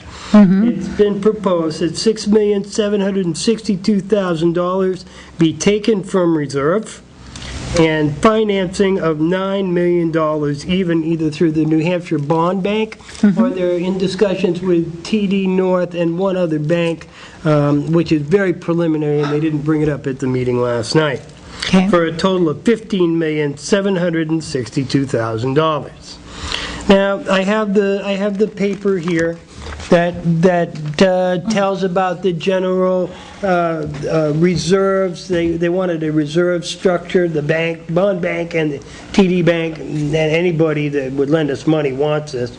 They will, if they haven't already, undoubtedly send something to the town of Tilton to find out if we're overextended, as they're doing with every single person who's a member of the cooperative. If we're overextended? Yeah, because ultimately, the $9 million falls back on the communities. Well, if they fall back, if they send that $9 million back, we probably would be overextended. That's right. But it's based on, Catherine will like this one. I expect that's where my problem will be here. But under the worst case scenario. Right. Okay? Which has to be considered. At least let me say it before you jump me, Catherine. Plug your ears, Catherine. No, she has to hear this. I've already heard it. Go ahead. Okay. Under the worst case scenario, if we were to bond this, build this, and it never started, never recycled anything, we've still got $17 million worth of stuff, land, building, brand new properties, brand new equipment. So that wouldn't be an issue. Right. Because we could just sell the stuff, pay off the $9 million, and whatever was left would go to the various communities according to our tonnage. It's part of the legal obligation. Just like 61 Business Park Drive. No, this has got nothing to do with 61. But now, I don't wanna hear if that. it got built, Well, please let me finish. All right. Come on, Dennis. I mean, Catherine. Catherine, Well, she's already heard it. I got it. The fact is that we would own the only recycling facility within 90 miles. We would have a monopoly on recyclables in central New Hampshire for a long time to come. The bond is 15 years, and they have a repayment schedule that, unless it comes down to no more recycling in the United States, the facility pays for itself in 15 years. well, that's not going to happen. No, there is a risk. It has to be discussed. Why does it say landfill expansion? That was, we own, as part of the cooperative, a tract of land in Canterbury. And the money was set aside. We own it already. It was paid for out of that fund. And we've continued to add to it on with the idea that in 2025 or whatever, potentially we would have to, we might have to leave wheel abrator for some reason. They don't burn it anymore. And that would give us the opportunity to have our own landfill at that location. Except they're no longer permitting landfills. Right. And we've got $12 million sitting in this account. And didn't they say you couldn't build there? They bought that land Yeah. before they developed the Yes. recycling center. They Right. bought that land with the intention of the landfill. Right. How big I a was parcel part is of the this? group that petitioned Yeah. and did all that work to prevent them from creating the landfill because Right. the property is along the Pemigewasset River. River, Yeah, I right. think it would be stupid. So we, How big a piece of property is it? it's a big piece. Oh, God, I want to say 100 acres. Yeah, or it's a big 110 piece, acres but or it's something. prime But they- bottom land yeah. along the Well, river. they're proposing to sell it, but that's another issue. You'll never see a landfill there, In the ever. future. No, and Ever. the cooperative knows that as well. Yeah. I That's where followed that that in the $12 paper. million comes from. Yeah. Yeah. And they propose in rolling that in. That'll give us an $8,600,000 reserve for operating and so forth, as well as providing $6,762,000 in cash towards the recycling center. The risk is infinitesimal. Does it exist? Yes. I take the risk of being struck by a meteor from outer space when I walk out of here tonight, but I don't think, I'm still walking out. I think you have a better chance of getting struck by a car whipping up school street. Well, it could happen. But the likelihood of that not opening is slim Is now. the fact is that we're going forward. Yeah. Yes. And we're accruing an interest in this facility. Right. And ultimately, the governing body doesn't have to go, we had a lawyer, Mr. Wilson, said that the governing body can sign the papers. It doesn't have to go through the town meeting process, because we've already become members of the consortium or the cooperative, and I'm sure we'll want to have that paperwork looked over by our own separate lawyer when the time comes, because I would like to anyway. Yeah. Even though it's generated by lawyers and LGC, I still want to cover my, So, that's coming. And with Mr. Clark, that'll be coming up at the next meeting, which will be sometime in January. They will present us with an amendment that would allow for the distribution of that risk, and a proposal to, because it has to be on paper, as well as a proposal to bond from whoever at such and such an interest rate, and they didn't have the particulars, but they're negotiating with that. So by the third week in January, I should have some specifics to bring to the board for your perusal and discussion at that time. I'm inclined, just based on what I heard, to be pretty excited about it, as I always have been, but that said, the particulars you'll have to look at and decide for yourself, certainly. Mr. Pressure said that if you wanted him, I'm writing everything down, trust me, to answer questions, but he said that he would be glad to come on the night that we had that on the agenda to answer any questions to the best of his ability as well. Okay. As far as the MetroCast consortium goes, it's not my fault. And that said, we're going to have a one last public meeting, which is part of the process, public hearing. What has MetroCast done for us, for the community, for the Raise the schools, bill. the service. Well, that would definitely be a factor. Yeah.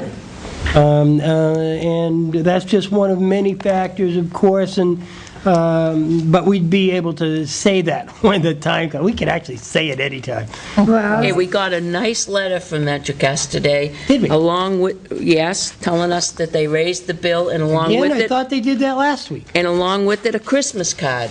yes. That's what they've done for us.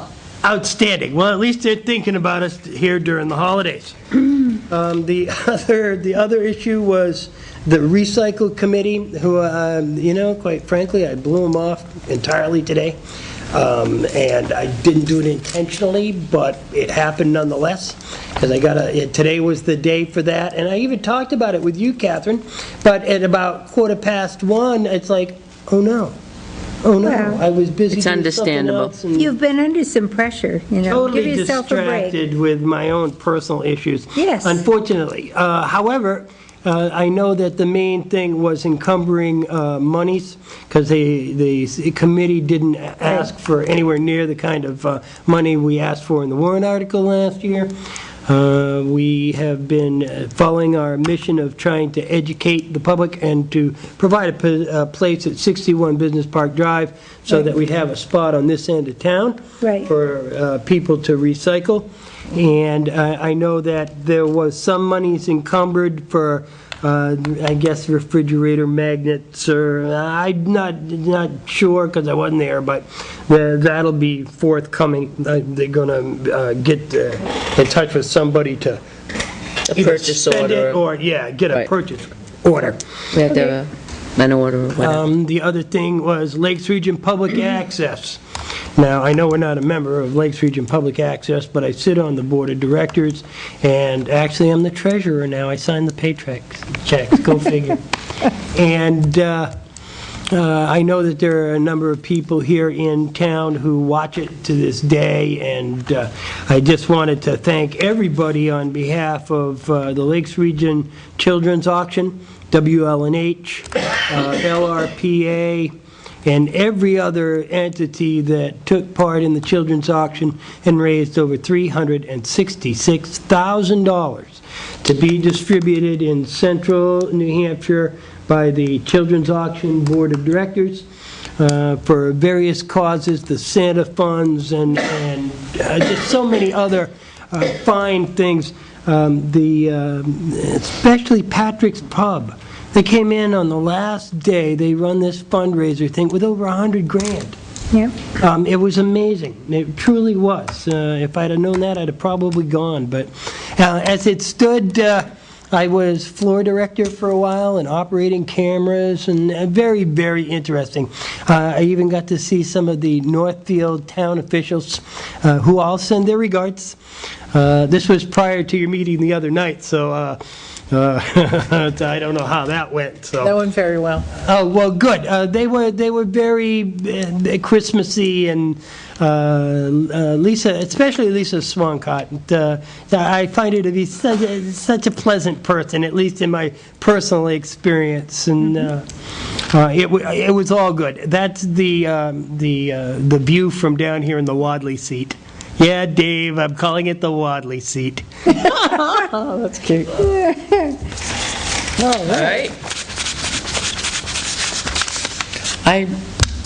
The only thing I can tell you is that the homes on on Church Street, the one that was causing the pollution of the brook with the E. coli, they're in the process. There was a stumbling block with Dig Safe. That's been cleared up, and all 3 homes are being hooked to the municipal sewer system. Bravo. Yeah, that's good, and we didn't have to do any liens, we didn't have to twist any arms, they were very compliant. That's wonderful. Yeah, it is, it's good, it was very good. Good for the Brooks. How many of the homes, do you have any idea, that are left over there that have substandard septic systems need to hook up? Well, we have that problem all over town. Oh, I know we do. The sewer commissioners a couple of months ago motioned that they would require everyone who is within one of the sewer projects to now hook up. Yep. I'll be working with Johanna as soon as we're done the budgeting after Christmas, after the holidays. Yeah. I'll be working with her to help get those letters out and requiring them to hook up. So it's coming. Good. Tell them about this morning, Catherine. Joe and I went up to Simmons Court to look at that situation, and the pictures don't do it justice. The tires right in the running brook are quite incredible. There's dozens of them over Yeah, the property, they're but that's just- not the thing. Yeah, when you go into Simmons Court, as you face the trailer park on the other side of the ravine, to the left, there is this area approximately, would you say 20 feet? 20 to 30 feet, yeah. That extends out from the base of the side of the cul-de-sac, the hill, because it steps right down. And it is as bright orange as I've seen. The whole area, and it just flows. You know, here's the brook coming down, and the waters don't look too bad in the brook. There's a couple of things that look a little funny. But here's this bright orange patch just leading right to the brook. With a sheen of petroleum products Yeah. on the top. Wonder what it is. I don't know, so I'll be testing that next week. Mm-hmm. I didn't test it today because I have to get the right sampling container, so I'll have to go to Concord, and then because I have to hand deliver it to Concord. But we'll be testing that next week, so we'll know what it is. But it's, I had talked to Joyce a little bit about, depending on what we find it is, inquiring quietly about a Brownsfield. Mm-hmm. It's over a large enough area, and that brook goes directly into a wetlands down on Lancaster Hill Road, and then continues on its way down to the Banford Brook, which goes to Silver Lake. Yep. Of course, there is a huge aquifer that comes down through Samerton that feeds that whole watershed and eventually the Tioga, but we'll see. We'll find out what it is first, and then we'll take it from there. Looks awful bad. Well, I've sent pictures. I didn't send the ones we took today, but you have pictures of that area. I wanted to ask you, when I was looking at the pictures, some of the tires that were in the area look like they've probably been there for many, many years. Absolutely. But I also looked at other pictures where it looked like the tires were fairly new. When I say fairly new, they were worn-out tires, but they looked more modern. I would guess that there's nothing earlier than, or nothing later than the 70s there. Okay. I'm guessing. So Just from the look of the tires when you get right up on them. Some of them are much earlier. The cars, the washing machine, those items are from the 40s and 50s, maybe 60s, but I doubt it. Yeah. It's been a long-term dump. Right. That said, I think that what we can see is the tip of the iceberg. My personal feeling is once we start there's something overturning buried. stuff, it's been a long-term dump since the 40s, like 20 years or something. Could be bad. Did you get any indication at all that it's still being utilized? Yes, As a today matter of even. fact, yes. We were, I should have said this earlier. Yeah, but, I didn't think. Today, they're not dumping household MSW or that kind of stuff so much, but there was quite specifically, somebody had pulled up their pickup truck or whatever, dumped their yard clippings and what have you over the bank and left. There was a section that there was a potted mum that somebody had thrown over the bank. There's no houses near there. They had to carry it down. It wasn't like a mistake. That they had thrown over the bank, and the plant went this way, and the pot went that way. And you could see the pot there, and the mums, the green part was still green. I mean, it's obviously, in the last 30 days. What, are we going to have to put like fencing along there or something to try and keep them out? We're going to have to do something. Catherine's first thought was cameras, but it's like, How do you run them? Yeah. I just want to catch them. I don't know. Trying to get a neighborhood watch thing because you have to drive by. There's no other way except for one in, one out on Simmons Court off of Dunlop. You can't access it from Jacobs, which is the next one down toward... So you have to go down Dunlop and then over. Yeah. You go up Dunlop Drive, it's the very first left, and you go right to the end, and you'll see that cul-de-sac, and the property at the end is the one in question. Yep. I talked to Dennis today. The tires would be, if you got enough people there, it'd be easy enough to pick the tires up and form a human chain and get them up on the bank, and the rest is going to be quite difficult. But the tires, we could get out of there, and I did talk to Dennis, and he said no problem to let him know. All we'd have to do is put them up, stack them on the pavement at the cul-de-sac, and they'd pick them up. Yeah. Interestingly enough, that little stack of tires, remember there was like 7 or 8 tires stacked up in a little pyramid, didn't exist the last time I was there. So somebody stacked those tires up. Do you think it's kids? Yeah. Do you think kids are getting down there and playing? Maybe. It's easy enough. There's nothing to keep anyone from being out of there. Nothing. The trailer park on the other side is right on the edge. Their backyards are right there. Which is where the cars... And there's, there's a plastic bucket, which is relatively new, that was heaved over the edge. Yeah. So, yeah, it's problematic.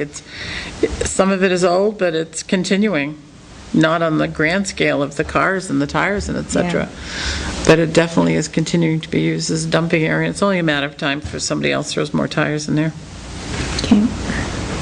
We'll have to sit and Address it on some level. think of how we're Sure. going to. Like I said earlier, I'm thinking springtime, a concerted springtime cleanup effort. Yep. And maybe with mitigation for, once we find out what that issue is with the water, Yeah, and then start an education campaign and move fence it off. ourselves forward. Yeah, we'd have to post the land, and I almost suggest that we post the land, no dumping.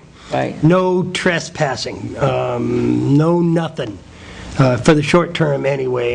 Yeah. Potentially, there's, gosh, I don't know what in there, and broken glass, jaggedy metal, I don't know, but seeing as Unsafe, that's for sure. Yeah. we have liability for this, so, Well, you have that brook that runs right down through the middle of that little Yep. ravine, so Yeah, I know. everything that goes in there goes to the brook. Right. Yep. All right. Joe, when do we need to have the public hearing? I don't know for a fact, but I'll be finding out next week, and All right, so we don't it'll have be to set just it like the tonight? last one. Okay, all right, then I'm going to, seeing that Representative Fields is back to talk with us, I'm going to stop what we're doing here and talk with you. This is an amended version of what I was told earlier, and that's why I don't know what all the figures are. But, and I apologize if I don't know everything that you want me to know without somebody letting me know what you want before I start. So in order for me to do my job, I need to know what your town expects out of me when they call me and tell me what it is you're looking for. I can't just go to Concord assuming when I come to a meeting that I wasn't prepared or even asked to come here to talk about this issue. But I went home, got the stuff that I have. And your thing here on this amended version says you have exactly 3,567.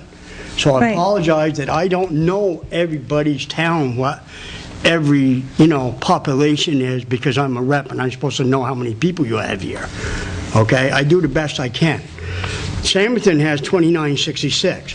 So what they've done is put us in District 4, Sampleton and Tilton with 2 reps. Now, if you run a rep in Tilton, or even Sampleton, and we lose to Tilton, we don't have any rep. So when you say you're not represented, you are, because you got 2 reps. Maybe not from Tilton, maybe it's from Sampleton like you have now. But we represent you. But I'm telling you, on my perspective, when you want something from Dennis Fields, and people know me, when you call me, I get right on it. But if you want something up front, don't bring me to a meeting and after the fact and say, well, you don't know this and you don't know that, without telling me a little bit of what you're looking for when I come to your meetings. Now, I was never told to come to Selectmen's meeting tonight. I came on my own because transportation invited me. So I came here just for transportation meeting. Anytime you ask me, here's the facts, and I'm going to leave you this, okay? This is all the districts in the whole state.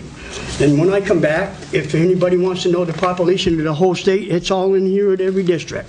So you can always look at them, and other towns are going to be divided up too. So everything is here that I got today, and I'm not on redistricting committee. I'm on criminal and justice, so I know a lot about that. Now, when I have stuff, the police call me and say, hey, Dennis, we need a heads up. Same with the town. You've been like that right up until now. Nobody's called me all summer except some constituents. But they know me. I get right back to them. Anybody who knows Dennis Fields knows that. And I do take offense for people saying, well, I'm supposed to know everything. Now, do I know how many police cars you have? Probably not. Do I know how many stop signs, how many potholes, or things like that? No, I don't. So there's your stuff. And I apologize that I don't know your population until tonight on the amended version. Do you understand, as our state representative, how important it is to the town of Tilton, this redistricting? I understand it's important for the whole state right now, but nothing's been done Dennis. yet. These are just preliminary hearings that they're going through. Today they had You another represent and another. the town of Tilton. I understand And what I the town of represent, just like you Sandton. represent the selectmen I'm here. trying to make And you when- understand and what we I'm trying to ask you, when expect. you want something from the town, you have to call me. I don't know every issue you want. Now, tomorrow, it may be a highway out here, it may be some ditch that you need some help on from the state. I don't know that. But you know darn well, regardless of parties here, what's going on, that when you call me, I get on it, and I always have. This is not about a party issue. This is about I'm not talking representation. party issue. I'm Okay. just saying, but This is about representation in our town. That's right. And the if whole there's, thing's going if through it, there's but something, nothing's done yet. but there's something major going on in Concord called redistricting. Mm-hmm. How we found out about redistricting is we had a constituent in our town come to us and tell us about it, and we didn't hear it from our state reps. Well, you didn't tell me what you're looking for. I don't know. How do we know? How do we know what to tell you what to look for if we don't know what's happening? Now, okay? I can't know every issue with thousands of bills down there, 1,400 bills in the house, to know what you want and when you want I would it. think that representation is a huge issue, and whether or it's in the not we whole have state. one I don't- representative, two representatives, or, changing the districting, I would think that that would be a big issue for your towns You need to tell me what know. your issue is. I'm not going to come and tell you how to run your selectmen meetings or what you need in your town. If you tell me you need this, you got it. Now, you are represented, you got 2 reps. That's what's happening right now. It's the same thing you got now. So nothing changed with Samerton and Tilton. That's what I'm telling you, but you didn't want to hear that earlier. She's saying to me, well, I want my own rep. Well, if you want your own rep, put it up. If they run, they beat me, I'll go home.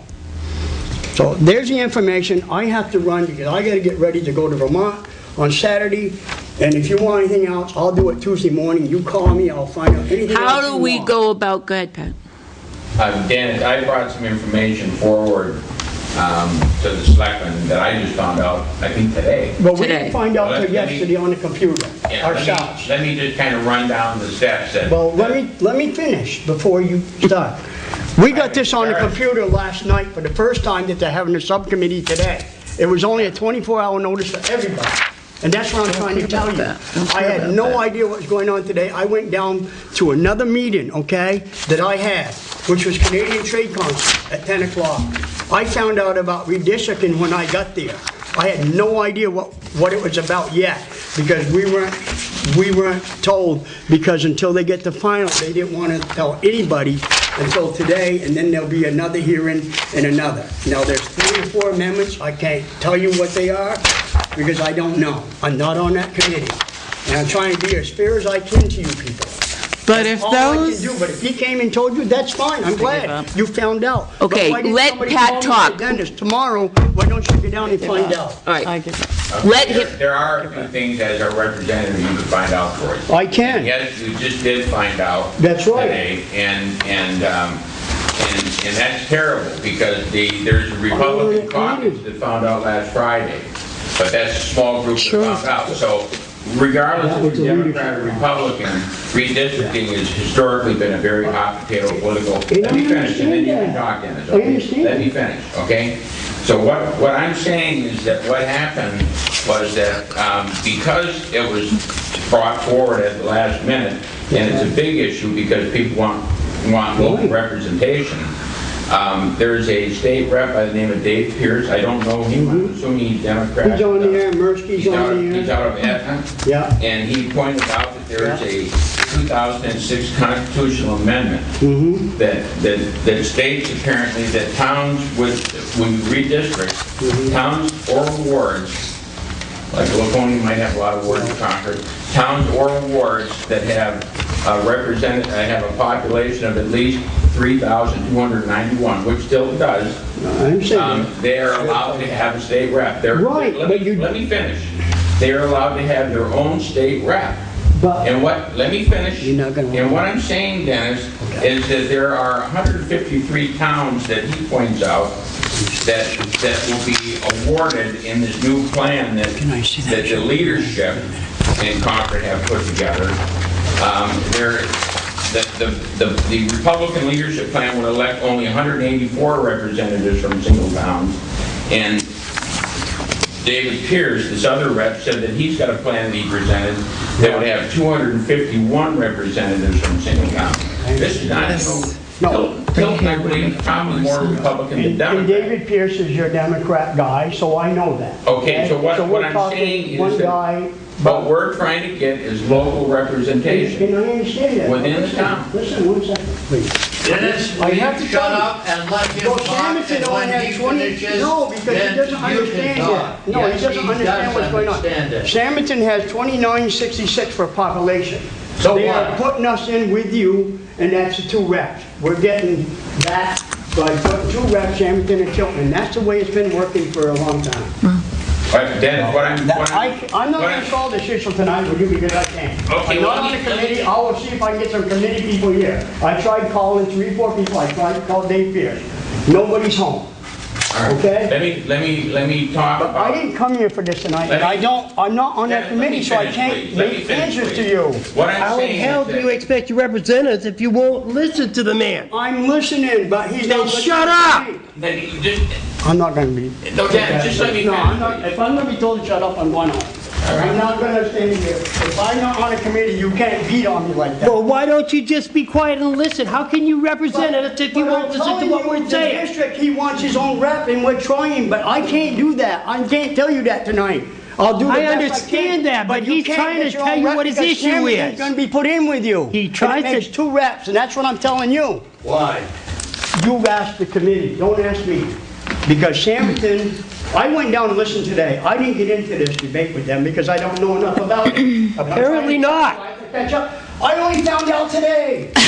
Listen, listen, let's stop.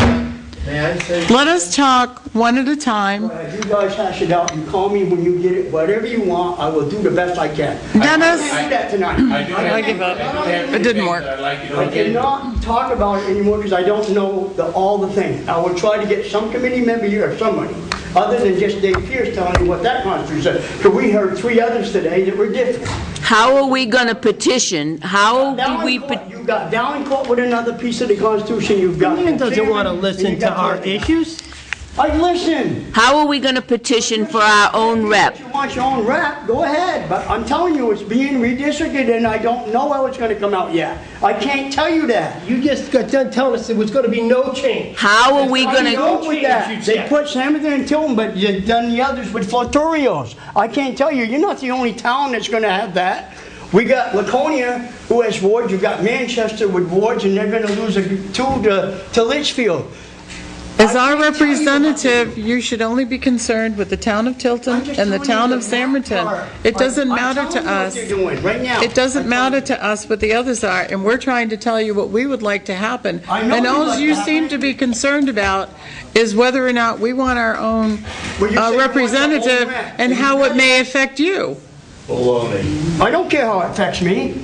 Dennis, I'm not here to make How it are for we me. going I don't to care get- if I'm a rep or not, Dennis. okay? I'm here, when I get voted, I try to represent you people, and I've done that up to now. okay? how And are I'll we continue. going to, how are we going to get the point across Well, to there's you? more That hearings. we Get would somebody like down you to represent us, to I get do. us our own I can't representation. do that unless they change the annex, and I'm not on the committee to do that. Are you I'm just telling not on me the committee. there is We're asking absolutely you no to help input? us get our own representation. Are you telling me that you cannot do that? I'm 1 vote in the House, okay? If the whole thing goes... Are like you that- telling me you're not willing to go and help us? I've been trying to help you. I said that today. But you came up here and I didn't know about this till this morning. I wasn't even going down for that. I'm glad we had a good heated discussion, okay? I just feel that we're trying to ask you to help us get our representation, and you're not listening to us. I will tell you that. I just I found think- out today. I think- But the next hearing is when I gotta talk to committee Listen, members. listen, I think we're not getting anywhere. I think that perhaps you're beyond actually hearing what we're trying to say No, to I'm you. not beyond what I'm hearing what he's saying. And I think It's- that we it's need getting be to, back and forth here, and I that's think not we good. need to stop interrupting each other. Let me tell you something. When you want something from me, you call me. I will go down there and fight like heck for you, and I've done that in the past. Well- But to come up today and tell me something that I didn't know anything about until now, I said I would do my best I can, and if that's not good enough, I don't know what else I can do for you. Dennis, we asked you to sit up here and asked you a question so that we would ask you to help us get our own representation, because we know that redistricting is happening, and you're telling us you can't because you're not on the committee. You've been saying that both times. Right, I'm not on the committee, or what I can do is go fight with the committee, but I'm only one guy. That's what I'm saying. It's like anything in the house, you come down and I can give my voice. You came here, we told you what we wanted, and you're telling us you can't help us. That's the point. I didn't say that. I said I'll go down and give a voice, but I cannot have the majority to vote if it's not there. That's what I'm telling you. We'll find the voice. Understand that. Thank you, Dennis. You're welcome. Thank you. We'll find the And I'm voice. glad Dave Pierce sent you this stuff, okay, so that everybody knows, and we can all get together and get on it somehow. I've done the best I can. If it's not good enough, I can't do any more than that. You know, I'll fight hard for you, and that's all I can do. Watch those steps. I already fell and hurt my arm, so... I understand that. That's why I'm trying to warn you, Mr. Fields. And a little bit of redistricting, and specifically within Belknap County, has been in the Sun Yep. newspaper Yep. for at least the last 3 weeks. Yep. Right. Did you get all that, Kathy? And the Sun has reported what the breakdown is going to be Right. and how the representation is going to be. Right. And one time, the Sun reported that the committee had said that Tilton Selectmen would remain as a district. That's what all of the proposed plans seem to indicate. Yeah, But it seems to me that, Samberton and New Hampton are very similar communities. Forget population, but, they're very similar communities. Yeah. Center Harbor does have a bit of a business district there, as does New Hampton. But it would seem to me it would make far more sense to have Center Harbor, New Hampton, and Samberton represented by 2 representatives than it would for Samberton and Tilton to be combined, because Tilton and Samberton, our needs are not the same. We are so different. Our communities are so different. We are. And the impact that the decisions in Concord have are far different on those 2 communities. thoroughly agree. So I think the issue here is that we need to find our voice. I think we need to have Joyce write a letter, get it out by tomorrow to the people on the committee. Do you agree? Get a letter out tomorrow that the town of Tilton would like their own representation in this redistricting. We have the numbers. It shows we have the numbers. Mr. Fields just dropped off the paperwork that he went home to get that told us that we didn't have the numbers, indicates we are well within our numbers. Sorry. So I feel, that's my opinion, I'm going to ask the rest of the board, I feel that we should get a letter out tomorrow, immediately, signed by all of us tomorrow, down to Concord or wherever it needs to go, and say, we want our own district, and I think that we need to go into that direction. Copy Mr. Fields, copy Mr. Burton. There's a very specific... Sure. May I make a suggestion? Sure. There's another one over there. On our side, Of it to the chairperson of the Belknap County delegation. Okay. That's, Valancourt, isn't it? no. It's not. He's on the committee. He's Laconia's He rep. was the moderator in Guilford, Millam. Oh, okay. And Mrs. Millam is the chairperson Peter Millam. of the Belknap delegation. Oh, is she? She is. Very nice, very smart lady. I have the greatest respect for Mrs. Millam. Yes. Denise going. Oh, she is a wonderful person. Both she and Peter. So Yeah. she's the chair of the delegation, so if we sent the letter to, are you saying Miss Peter is the chair of the delegation, or Mrs. Millam? Mrs. Mrs. is, okay. Chairperson. Of the Yeah. Belknap County delegation. Yes. So we're How did going to that send go? a letter tomorrow, Pat. To Exciting, huh? That was fun. Invite me down to more of these. You should have been here for the first round. Yeah, the first round was a little bit better. Thank you, Pat. Thank you, Pat, for coming down. So, okay, copy to the chair of the delegation, Ray Burton, Representatives Bill Tobin and Dennis Fields. We have to make certain that we not only emphasize that our population allows us to have our own. Right. But our individual needs are so different from the surrounding communities we share. It's very different. Yeah. And then send a letter to, she's got a finger up like this, I can't do That's, this. hold Saying this, something, I'm saying, hold on. So, different, okay. Then we can send a letter to Selectman Dawson asking her to run for state rep next year. No, we've got our state rep right here. Right there. Oh, there, that's, we, This- no, we yeah, send we're a gonna- letter to Mrs. Randall and ask permission Beg and for... plead. Right, but if we do share one seat with Sanderson instead of 2 seats, both of them run. And then we'd have 2 reps. Oh, we'd knock their socks off, Ken. Quite frankly, we do now. We could have two voters from Tilton represent the district. And they're elected at large.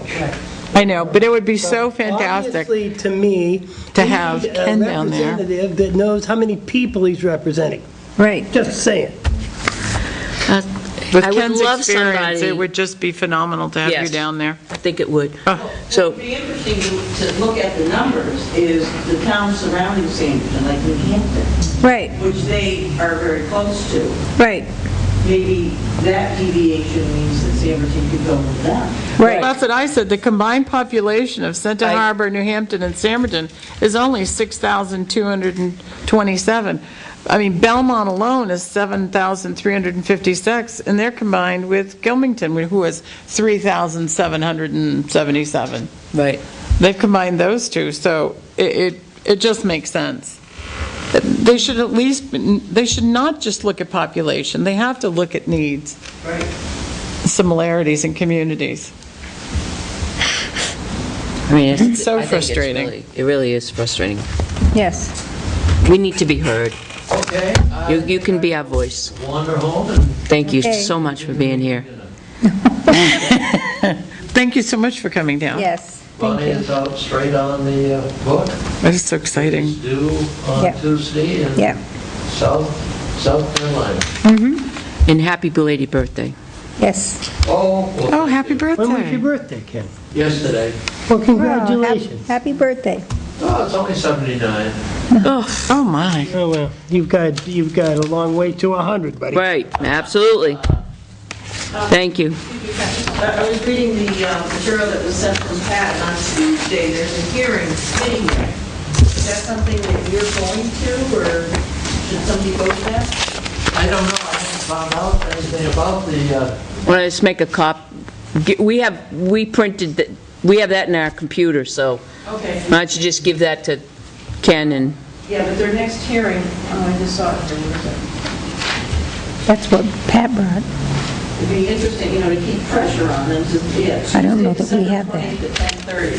The full committee is scheduled to vote on the plan, which is cast as an amendment to House Bill 592 on Tuesday, December 20th at 10:30. So once that comes out of committee, then it goes through the next step, but Yeah. it'd be good if somebody could go there. to I show- can't make it. is No, I can't either. 592 the bill on the districting? Are they going to allow the public to speak? No. Yeah. Typically, they don't. If they're that close to taking a vote, they've already had their public input sessions. It's a public hearing on the plan. Oh. That was today. The public hearing was today. Yeah. But their vote is going to be Tuesday at 10:30. Let's get When a was letter. he said they didn't want anybody to know? That doesn't make sense. That was very confusing. I'm sorry. It was just very confusing. His idea of what a representation should be was just very confusing. I think If we the get this letter to communication gap them- between Yeah. the reps themselves is very confusing, so I think that's the issue. If we send this out by mail and we email to the, can we email anything to the committee? Oh, yeah. Then let's blast everybody. Let's do it by, What they like is a personal phone call. If you could call or speak face-to-face with these committee members, that has more impact than an email. You certainly know. The paper goes like this right in the trash. All right, so if you get us some telephone numbers and we say this, on behalf of the Board of Selectmen, we want this, this, this, this. Tomorrow and over the weekend. I'll be here tomorrow. You know, one of the big problems, there is no one, to the best of my knowledge, no one from Belknap County, no representative from Belknap County who is on the committee right. for redistricting. No, there is not. Valencourt from Laconia was on the committee. No. Won't you come in? No, it was Guilford or someplace, Moultonborough or something Yeah. like that was on the committee. I could have sworn it was one of Laconia's. But I get dyslexic sometimes. That would go in the committee's record. Yes. Right. And then we need to call them. Well, okay. Yes. Well, Right. let's slam them. They need to hear from us. If they can't hear from our representatives, they need to hear from us that we want to have our own representative. Yes. So when they say, I'm Patricia Constantino, I'm chairman of the Board of Selectmen, I'm Selectman Joe Jessman, they're going to get, Yeah. and they're going to be like, whoa, Yes, I'm Ken Randall and I want, great, Pat Clark. right, okay. I'll call I went through the town meeting. Elida Newell. Yeah. I know her, and I Oh, do you? know, Good. I know Pete very, very well. That would be Okay. excellent. Do She- you remember when the motorcyclists got kicked out of Gunstock back in '64? He did it. I do remember that. I do remember that. Of course, Gunstock is owned by Belknap County. Yes, I do. And is run by 5 commissioners. Yes, it is. And of the 5 commissioners who kicked them out, there are 2 still alive.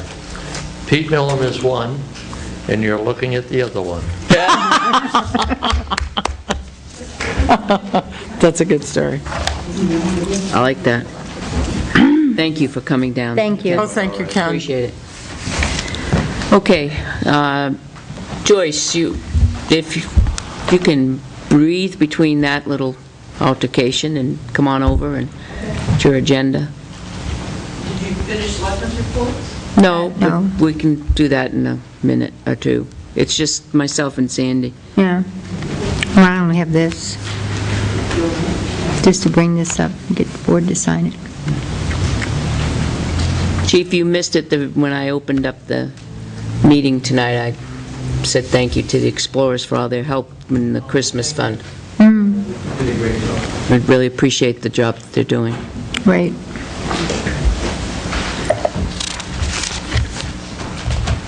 I can stretch it out if you want. Talk about. Let me ask you, do you know the population of Tilton before you sit down? 3,587? You're All close. right, you can't be our representative either, damn it. That's much better than the 2,000 he That's was closer, coming up yeah. with. 67. According to the census. Hey, Not it 87, might be 67. 87 now. That was, That's true. 20 more people moved in. Either that or baby's born, right? 4 babies born, right? That's more like it. Okay, first things first. Last week, the right-to-know request, the individual responded that he would come up into the area Okay, and read the material. Okay. And reimburse for the time, my time. Okay. I just Okay. put in 1 hour, okay, but we haven't seen him yet. He said that the information that was on the website was very helpful. Okay. great. So it was wonderful. First thing to do was refer him to the website. Tree removal. I have A.F. Roy's Tree Service, his certificate of insurance. It has additional insured, town is additional insured. And I checked his 3 references. They all were very good. He came in today, he met with Pat, so we're good to go. What's his, well, let me look. I want to see his liability limit.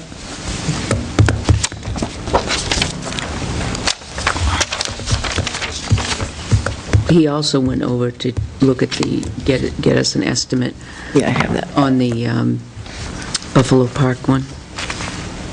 Oh, did he?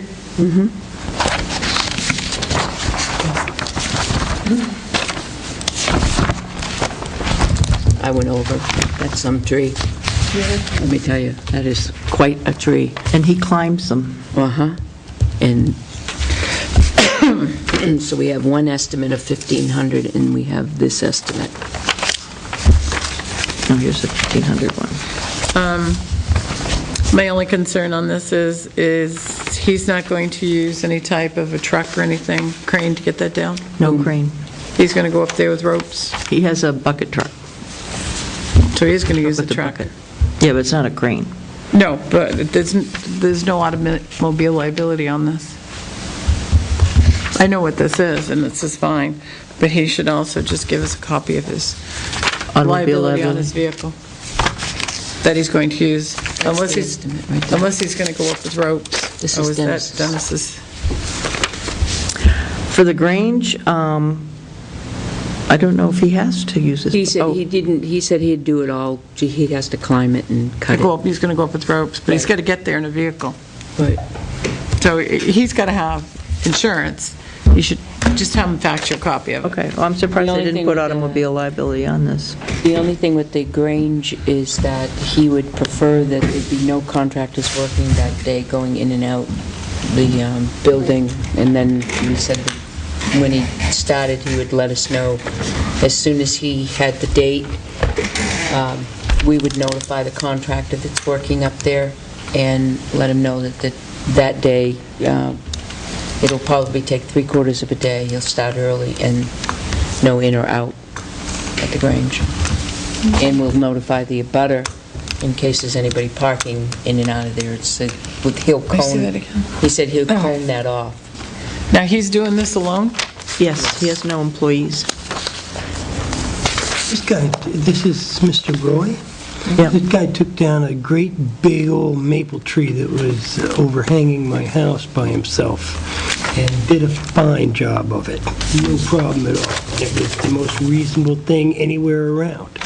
It's amazing to watch some of these guys work. Yeah, they know their It is. business. It's Of course, just you can amazing. get killed real quick on something like that. It's got to be 80 to 100 feet. Wow. The other thing I asked him, I said, so if you live on Park Street, I said, where do you keep your vehicles and, wood, and where do you keep all this stuff? He owns a lot off of Forest Road, so that's where he keeps his truck and wood. So, question for you, do you want me to contact the other, I'm going to have to call these other people anyway to let them know that you've awarded it to Roy Tree Service. Did you want them to also go take a look at the... I don't know if the board wants to have, we have 2 estimates, and we need one more for Buffalo Park. Who's the one that wants the Buffalo Park? Pucci. No.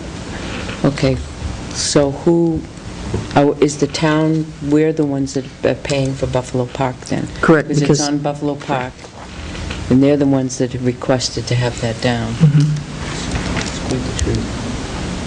What is it, dead? I have not seen Why it. is it coming down? It goes this way, and it's probably within 10 or 15 feet of their house. And on a windy day, it really rocks. Oh, and it is a pine. It's a pine. It should come down. And it's about this It should come wide. down. Are there any other pine trees around it? There's one, and he said well, there's lots, but there's one right next to it, which is about that big. It's dead. He said that he'd take it down. All right, Haul it when away. I call tomorrow, I can get one more estimate. It's probably from a shorter distance between you, halfway you and me, away from the other tree. He'd have to take that to take the other one. He doesn't have to name his additional insured on his automobile policy. You just need to know that he has it. That's probably my fault, because I just said automobile liability. And he did complete a W-9 that he's a sole proprietor, and that he has no employees, so, because he didn't have workers' comp listed. If you have no employees, you don't need workers' comp. So I wasn't focusing on the automobile part of it. So Ken Randall, you talked about redistricting, 61 Business Park Drive. We've over-talked that. Yes. Actually, I was yelling it for a minute there. Joyce, I don't know if you noticed that, but... I called Mr. Hickey because in the last email communication setting up the date, John had asked him for a proposal for the board's signature.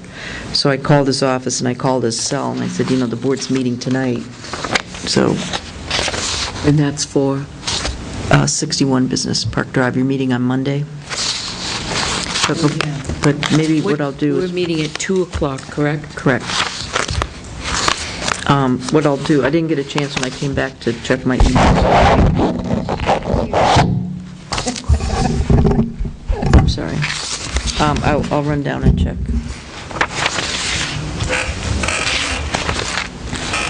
And he invited Mr. Aho, but he doesn't know if Mr. Aho's going to come.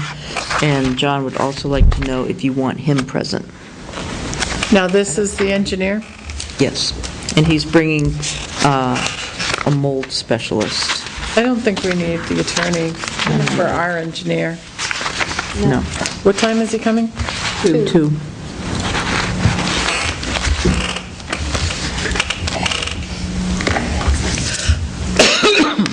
Excuse me. Yeah, he's bringing his mold specialist. And the estimated amount is $1,300. And that includes the mold Yes, the two of them. But I'll check when I go back down. And Mr. Aho was just invited as a courtesy. We don't know if he's going to show up. But we're just getting the second opinion on the mold, and then because Mr. Aho has already told us that he would eradicate the mold issue immediately within this month, he would be coming. Right, but this You is, wanna make this, sure that it's this done remember, correctly. they're going to look to see if it's in the walls in the office. Mr. Aho is going to come in and eradicate what we can see, but I understand this is to come up to see if it's someplace where we cannot see it. So they're going to actually make holes in our sheetrock. Yeah, they were going to make holes in the wall or whatever. Well, that's why they want someone from the town there. Okay, got it. 2 o'clock at the site. Steve Caulfield is the other gentleman's name. Okay. All right. And who fills the holes in afterwards? I'm sorry? Who fills the holes in afterwards? We? Do we go up and patch the sheetrock? Yep. Okay, just wanted to know. That's okay. How big are the holes that he's going to Well, I'm sure it's going He's to... going to put a camera in, right? Yeah. It's probably very small. You can probably get away with some spackle or... Yeah. Shrinkable. Okay, I have the Birch Hill contract. We didn't get a chance to talk this week about that. It's in the Selectmen's folder. I'm just getting a little nervous because we only have I'm going to have to wing it because I... 2 more Selectmen's meetings Can I before the see end of the year. Maybe I can remember if I look at it. Well, you had made some notes, too. Wait, did I make them on here? Oh, I did. Well, there's some writing on there. Yeah. The conversation I had with him really had to do with paragraph 8 in this, and I'll read it. BHK shall be responsible for attempting to inform with a reasonable time period the owners of all animals with identification from the town. Where possible, BHK shall attempt to collect impoundment care and maintenance fees as established by its administration. BHK shall retain all fees for its own purpose. So, number one, I asked him, how much is this impoundment care? I mean, it doesn't say in here, it leaves him to charge whatever he wants, but it's $14 a day, and that's what it's been. The other question I asked him is, when is he open? Because conceivably, if he's not open Saturday and Sunday and holidays, if somebody loses their pet on Friday, they could come home and not be able to collect their animal until Tuesday. And incurring $14 a day. Fee. Sounds like a tow truck. And I apologize for not having it, but he is open Monday through Friday. He's open like 9 to 12, and these are just 9 to 12, and I'm going to say 2 to 6 there's a block of time in the middle of the day he's not there. But he's open all day, all week. He's open Saturdays, and the same thing, there's a block of time around noontime that he's not there. And he's there Sunday mornings. So someone actually could make arrangements to pick up their pet on the weekends. The only time he would be closed would be on a holiday such as Thanksgiving or Christmas or one of those. I asked him what he considered a reasonable time period as far as attempting to locate. One of the problems is he does not have our tag list. He is the animal control officer for the town of Northfield and has their tag list. So if he picks up a dog with a license, it's relatively easy. He can take the number, identify from the tag, or if they're tagged from a vet, he can call the vet and the Humane And then they Society get it. also. And he can identify. The big problem is an animal that has slipped its collar, which they can do if they're chained out or tied out. Right. And there's no identifying numbers on them. Right. So I intended to talk to the town clerk tomorrow to see about him having a tag list. I'm surprised he never asked for one. I think he has in the past, and I believe, if I'm remembering correctly, Sydney, the town clerk hesitated to give it to him because she felt there was confidential information on the list. But I'm going to have a further conversation with her about that, because thinking about the list, the only information on that list that you would not garner from our website is that they have a dog and the pet's name. Everything else, name, address, is on our website with the tax cards and the zoning maps. There's no other personal information on there that... No. Well, maybe we should just make it clear that he can only use that list for the purpose of finding owners. It's not to be used as a mailing list or... Right, I think I'm guessing that's exactly why he does, because Northfield would have pulled that list if there was any problem. No doubt in my mind. Maybe it's time that we actually use this as a template and kind of write our own contract, that we want them to adhere to, and that would be part of it. And the other thing, too, is that we should make sure that our own officers have that tag list and that it's updated, because when they pick up the animal, they can also identify it. And that could save a lot of trouble. That could save a lot of aggravation. Billy's dog, and Billy lives right there, so... That happened to me. Yeah, it just happened to me. I was babysitting my son's dog, and they were wonderful. I called up the officers, and within half an hour, they said, "We found them." Of course, they'd only gone to the foot of the hill, but nevertheless,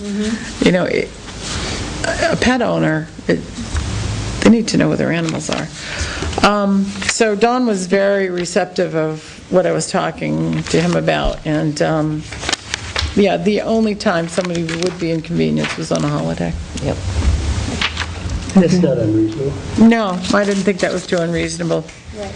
But there are some things that we need to do to help this. We can revise it a little bit as we go along from 2012. Yeah, my thought is that just to rewrite it and add to it. For the sake of time, we need to do it. But we can sign this. Yeah, he's all on board with everything. I also think that we should post something downstairs that tells his hours, so if your dog is lost... I agree with that. That's great. This is the contact number, That's a these are wonderful hours idea. operation, it's a holiday, he's not going to be available, et cetera, et cetera. Maybe even put it on the website. That too. There's a little thing that they give when you get the tag that's got the number on it and stuff. Why can't we I just don't think put a has virtual it been kennel signed? number A right couple on there? people have signed it, right? You lose your dog, this is where it's going to be. On the dog license? Yeah. Oh, we'd have to ask the clerk if we could do that. I mean, that seems like a semi-natural thing if I lost my dog. The other note that you were going to look at, it says, where does police responsibility begin and end? Was that clear? Well, that was the conversation I had with him as far as identifying the animal. Right. So basically, it's really both their responsibilities when they pick up the creature. I mean, the problem is cats are not tagged, so they're not going to identify a cat. But a dog has to be tagged by law. So if they pick up a dog, 90% of the time, unless it's slipped a call, it's going to have a tag. That's where it comes in line. If they have the tag list, he has the tag list, then our pet owners will not be inconvenienced any more than they need to be. Most people that are by me that look at cats lose them very quickly. We have a Fisher cat who really likes cats. The Fisher cats are noted for Yeah. that. Oh, yeah, I they have, love cats, you bet. Yeah, I have fox and a wolf, actually. Well, we have coyotes that live in the back. There's a couple of pairs. I saw a wolf a few weeks ago. Can't even imagine. Really. Oh, do you see in the That's thing where they've disconcerting. they've documented, actually documented, not just reports, that there are the links are Right. increasing Oh, good. numbers? Yes. Excellent. Definitely have mountain lions in New Hampshire because I've seen one. I have seen one. And there's no doubt in my mind that we're not talking house cat, bobcat. No, It that's, was big yeah. as a small It's the tail. The tail. It's the One tail. It came out in Plymouth, right? It comes out from the river.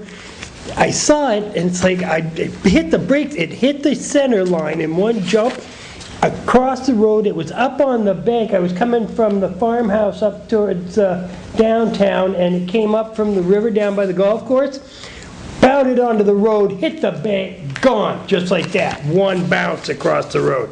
Wow. Yeah, it's like, oh, no, you already saw this. You just said it right I was so excited about that. Well, that was pretty amazing. And they were going through this whole thing where, there's no proven cats in New Hampshire like that. Yeah, well, when's Ours it are going to just take? smarter than the average bear. They stay out of sight. If they're There's a in Plymouth, bobcat in the back of our they're house. definitely around. I love listening to bobcats. That screechy. Yeah, Not when you got little dogs. yeah. Can I help you with that? Yeah. You certainly can. Thank you very much. Okay, next is the House Allstate Cleaning and Maintenance. The last time we had talked about this, the board had asked us to go back and see if he could hold his prices for 2011, and he said that he could, and then we'd asked him, I said, okay, we'll bring us in a paper saying that so we can sign it. So he dropped this off today, and but he's going to have to give me another paper. And I just went through and I checked to make sure that everything else was the same and what he'll need to change on the next contract. What he was proposing is that if we wanted any additional services for an extra day per week at the police department or here at the town hall, would be $190 per month additional. And I said to him, well, I think that we're just holding the line, so we don't want to increase the services right now. In this contract, it does say, like, if something special comes up, like we had, remember we had the apple juice spill over the carpeting, and if it wasn't a regular cleaning day, we were to call them in and say, you have to do something over and above what you're doing here. He only charges $35 an hour for that. So we told him, I hope you're all right, I told him that, no, we didn't want to amend this contract to include another day. Perfect. Okay. Right. Then the next thing he brought to our attention, which was very helpful because none of us thought about it, is that right now at the police station, his cleaning schedule is vacuuming carpets. And there's no carpets because we put in tile, and the tile has not been sealed. The new tile hasn't been sealed. I thought tile came sealed. No, No. it doesn't. And right now, we're Really? opening ourselves up to a huge, it's going to seep in everything. And right where the dispatch area is, now they have a plastic thing over it, but it's not Who sealed. installed the tile? The contractor, but we didn't put seal on it. It was It we seems were really silly, too, unsure. because you have to seal the grout. In the RFP, it says flooring to be supplied by the town, because we weren't sure of what the flooring was going to be. So the contractor just installed it? Installed it, had it installed, correct, but it's not sealed. Interesting. So I've will- never had tiles, so. BCT, the old... I've never heard that you had to seal it. I thought Oh, Yeah, isn't- trust me, you have to seal it. I'm telling you, I've got it in my kitchen. I hate it. I got it. Isn't that a polymer? It's not a stone. It's a VCT. Yeah, and that was one of the last changes that we made. It's under Right. miscellaneous So conditions. now what do we do to get it sealed? Well, And go who ahead. seals it? No, go ahead, you can. We're waiting, he went down to the PD today to talk with the chief or with someone that he could. Who's he?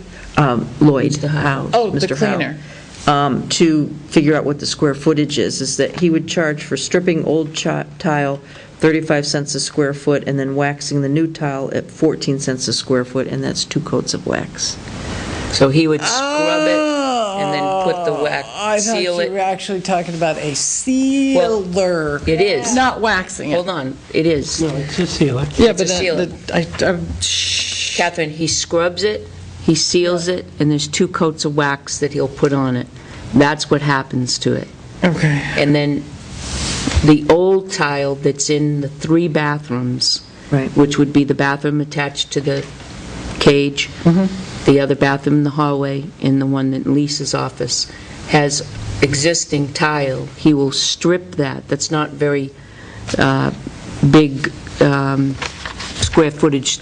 Al went up to, Oh, did he go? went to do the square footage, but he didn't report back to us, did he? Oh, no, I thought It's he... not very big square footage, and we're not talking huge money to have this done, but I think before the end of the year, we need to get this done. Right. What is the maintenance? How often do you do this? He recommends twice a year to have it stripped and waxed. And the seal that he puts in between that This lasts? glass, yeah. It doesn't come Well, off with the stripping? Right, it does. It does come off with the stripping. You seal and wax it in all at once. It's a seal it and then a wax. Okay, so it's a 4-step process? Yep. Strip, seal, wax, wax?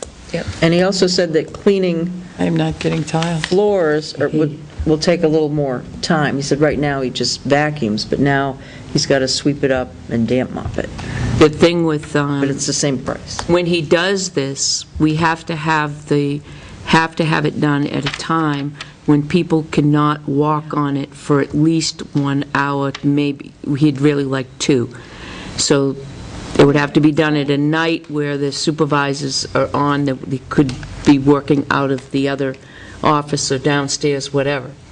But they, you can't go anywhere near the VCT tile. Wow. He had given me a quote to do downstairs and 2 bathrooms off the training room in that hallway, and the same, I think, about 350, that whole lower level. But I know we used to do, Plymouth PD was all VCT, we used to do that twice a year at night. They used to come in, it would take about 4 hours, and no one was allowed in the building while they were there. Right. Probably for 3 hours after. He talked about access to the police department all by themselves? Officers couldn't even come in, yeah. The Think of that. he does this for contractors, he does this for subcontractors that are putting in floors, that he'll go in and do it when it's new tile that put down. But he did discuss downstairs, when the tile does go in, that perhaps that's the time when you go down. But because nobody had the plan to see the square footage of how it's going to change downstairs, he couldn't really definitive give us an estimate. So we have to get the plan and see the actual square footage of what the new part is going to, and then take the square footage of the old and have, because that would be 35 cents a square foot to strip and seal and wax. Right, because this is all we have, and this isn't to scale. Right, it's not to scale, it's not to measurements, though. There's no It measurements. says install VCT flooring with underpad in all new areas except the evidence room. Correct. So right now, just the training room and the hallway? No, in the new locker room. No, yeah, it would be The new locker room, The which new is the locker room. old evidence room now. All right, so that's just concrete? No, that will be VCT. No, I mean, right now. It's concrete now. Right, I'm just trying to figure out what is old tile now? It would be the training room, the hallway, and the bathrooms, no law. and the lobby where their existing locker room. Okay. So we The want to... lobby there. It's that So industrial rubber tile. this is my question, then, we'd have him do it in two things, have him do the upstairs now, which he should do right away, and then once you guys are all done with the basement, then have him come back, do the same thing of stripping the existing flooring, and then sealing and waxing the new flooring. Is this going to make this particularly slippery? Is what? Is it going to make it slippery? No. Wax? No. I know when I wax my hardwoods, it's like, Oh, no, don't it's walk nothing around like in your that. socks That's a on. butcher block. Right, you go flying wax. across the room. No, it's not a bowling. Pull a Tom Cruise. I was talking with Tim about this after Lloyd had left to go down to the PD to get the measurements, and we both felt that we should include this in our current total project costs, instead of budgeting it for next year. Let's Get it done. get it done. Yeah. So I called Tom and asked for if Matt could call me, or if Matt could tell me what the square footage is, and I didn't hear back from him before I left today. But you said Al went ahead and... Al was in the hallway and said, I'll go up there right now. Did he? Okay. So I didn't hear that tomorrow's part. Friday, so I doubt if we're going to hear. He He did? did measure. Well, Okay. maybe Gus, he gave the notice. Or, to Gus. I mean, I can call him. He won't mind if I call him. Did you check your email before you came up? No, I didn't. I ran up here. It's probably, maybe that's... But I will, because I want to see if Bill Hickey sent that thing. So, I agree, I think we need to do that, so as soon as we get the estimate from Lloyd, we should go ahead and seal the upstairs at least this year, because that has to be... I'd say do it all. Yep. Get it all I done. think while they're doing it, it's only going to be more expensive Yeah, to have just come do it out all. the And then second time. we can't And it do has the- to be done. Well, we'll We can't- we'll you just mean- encumber some money for that. We can't do downstairs because there's a VCT tile, some of it's not been installed yet. It's always something with you, isn't it? We can make a contractual agreement with him to do it all now. Right. Okay. Yes, got it. yes. We can do that. So we need to change his contract so he's not vacuuming something that's not there. No, he said that, he'll leave it. Can't we scratch it out? Floor? Well, you vacuum the floors. Because Yeah, he's he gonna... does vacuum the floors. Okay, but who mops the floors? He does. He does. Does it say in there mop the floors for the police Yes. department? Sweep and damp mop all tile and wood floors, including stairs. Damp mop. Yep. They put it in a bucket, they wring it out, the mop is damp. and it Oh, goes like okay, that. because you know what I'm thinking is that Swiffer thing. As opposed to dry mop, where Okay. they take one of those... With chemicals. dry Oh, we mops have one on out a there. stick, yeah, With Okay. chemicals, so that That's there's dry no mop. pathogens left behind. Well, there is carpeting in the officer's room, the patrol room. Yeah. Don't the And the don't the chief, you have detectives... carpeting, don't Don't you? the detectives still have carpeting? Yeah, Yeah, so there is still some carpeting, but, okay. As long as he's doing the whole floors. Yeah. Okay, so I'll make a motion that we have Lloyd do the VCT tile, the new tile, seal, wax, scrub, seal, wax, and the old tile, strip, scrub, seal, wax. Second. Motion's been made and second, and let this, the minutes reflect that this is for the entire PD. right. And this is going to be a separate contract from the cleaning contract. And then, are we going to require the PD to take their boots off when they enter the... Just see it now, tiptoeing around in their socks. Just a minute. We better put some carpeting to put over the sunrows with the sand and salt. DOT left us these, they want us to sign. Oh, do you want me to, A motion's been made and seconded. All those in favor? Aye. I am. Okay. Is that what you're going to say? yes.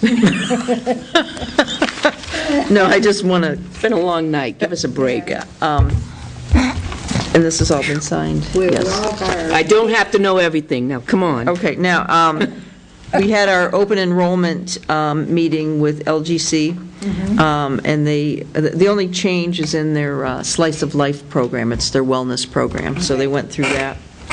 what I'd like to do, Chief, at some time with your officers, Melissa would come down and talk with them, because we really want to get more of our employees and their dependents participating in this Slice of Life program, their wellness program. Two things came out of our meeting. One is that for our retirees, all the plans that we offer our active employees, we also offer to our retirees. Our retirees can't afford it. The medical subsidy that they receive just doesn't come close to what the cost is. So one of the retirees asked if the selectmen would consider adding a higher deductible plan. So I checked with Melissa, and she said we can do that, because remember, originally they said you can't offer two of the same plan? Right. But because this HMO, this Matthew Thornton Blue, the SOS plan, which was one of the ones that they had quoted to us, does have deductibles, that we could go ahead and offer it. So she talked with this retiree. He reviewed the plan, the prescription plan. He said he's very interested in enrolling in it if the town would accept that. So what I would ask is if the board would vote to add to our list of options. Right now, we have the JY, but strictly for retirees, that one grandfathered person. We have the Blue Choice Point of Service Program, which we have one person, and I left voicemail messages with that individual to sit down with him, because the changes with the Health Care Reform Act, where all of your preventive services now, you don't have to pay a copay. So when you compare, and Melissa, we went through, she did what I had done, where you list all the different services and what it's costing you, that it really may be cheaper for this individual to go on the Matthew Thornton. So as soon as he gets in touch with me, I'll explain that. So we'd have the Blue Choice two-tier, we'd have the Matthew Thornton $5 copay, and then we'd also offer this Matthew Thornton Blue SOS. Can I see that? And there's not going It's to this be one any right here. additional cost to the town just for offering that? That is correct. This is the plan, and the only difference would be, and I asked him, I said, do you want the,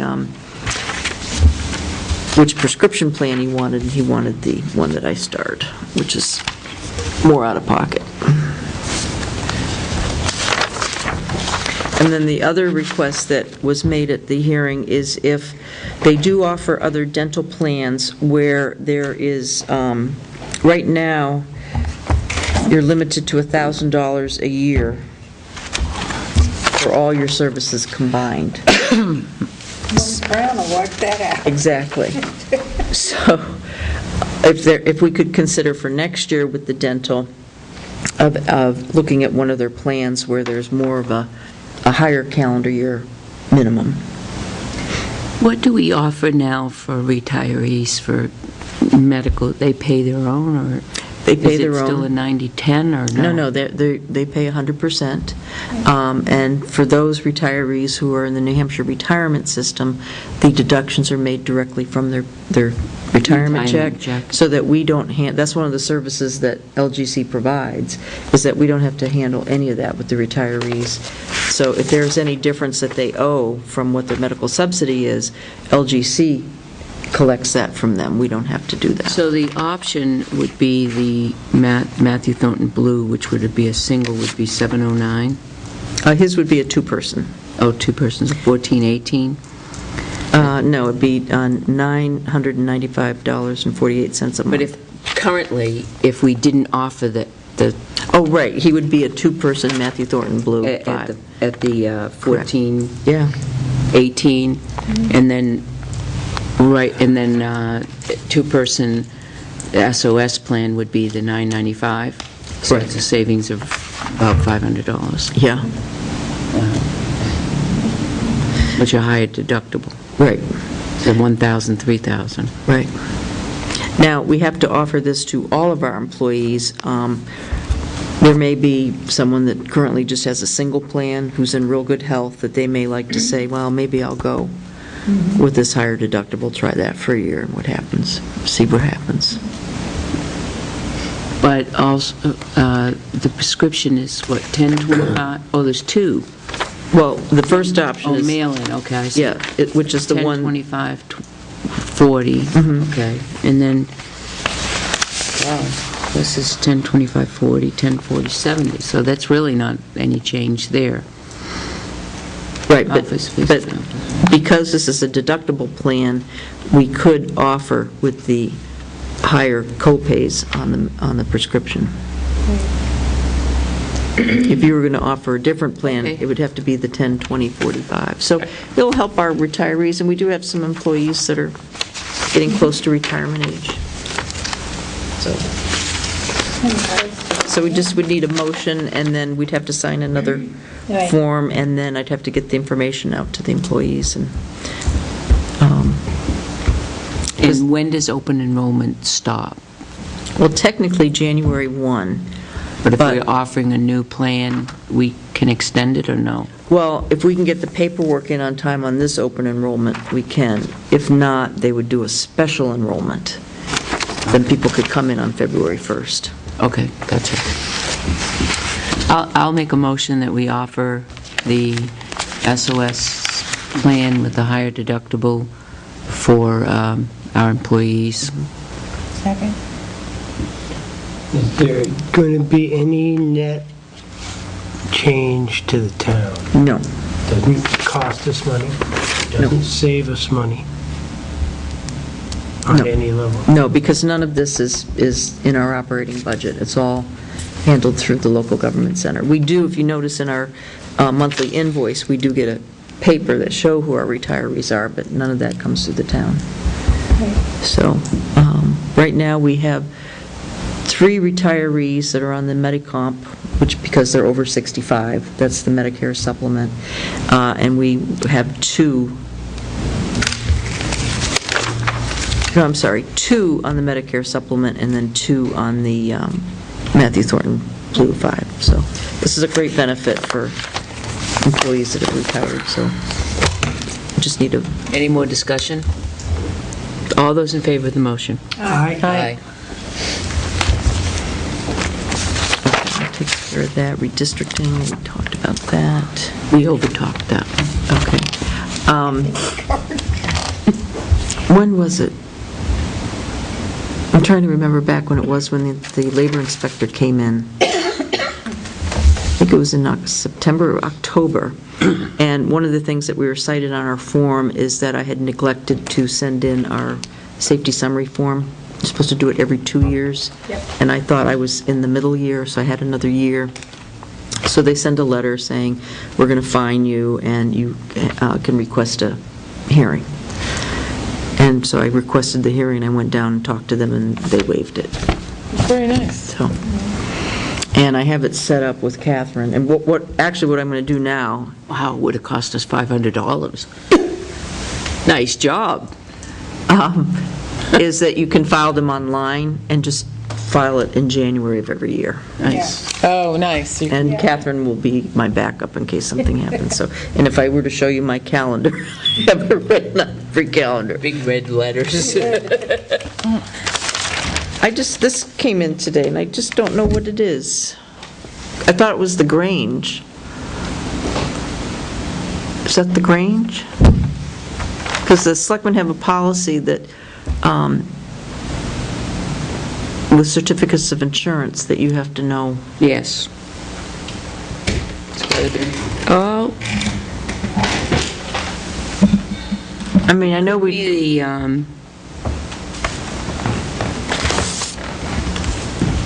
it's either the Grange or it's the new one up to putting the shed up.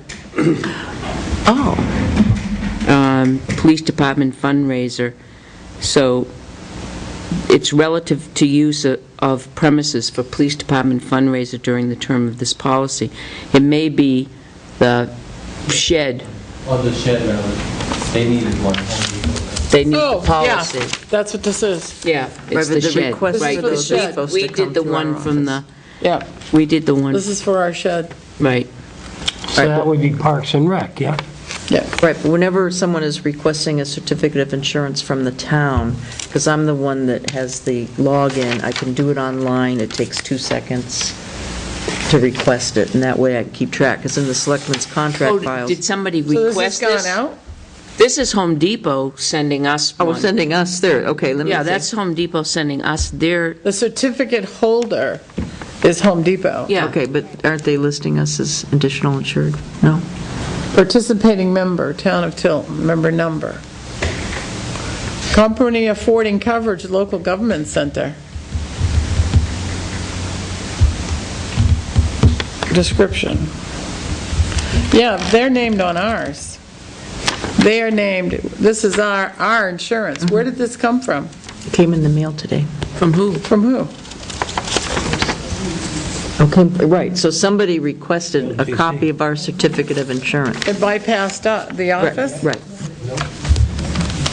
So I didn't know whose it was, because I thought it was maybe probably the Grange, but the Grange, we never got a request from the Grange, did we? From Home There Depot was for the Grange? There were certain things that the certain forms that you helped me fill out. And one of them was a certificate of insurance? One of them was certificate of insurance, but I don't think that, We just we didn't printed have out a anything to copy. do with But why would they want LGC unless they, They're just deliver, I no, they guess they're- worked up there. No, I'm thinking for the ball field, because they are going to set it up. I mean, Right. it's going to come and they're going to This set it up. but- specifically says police department fundraiser. It's not, Well, Bobby's the one that approached them. It could be either TNS when we did Tanger Outlets, or Home Depot needed a copy of one for the shed. So that's the one for the shed. so my guess is this is the shed, because this is the police department fundraiser, and we were all our documentation from Home Depot specifically said Caring Hands Assistant Tilton. Even our gift card came in as Caring Hands Assisting Tilton.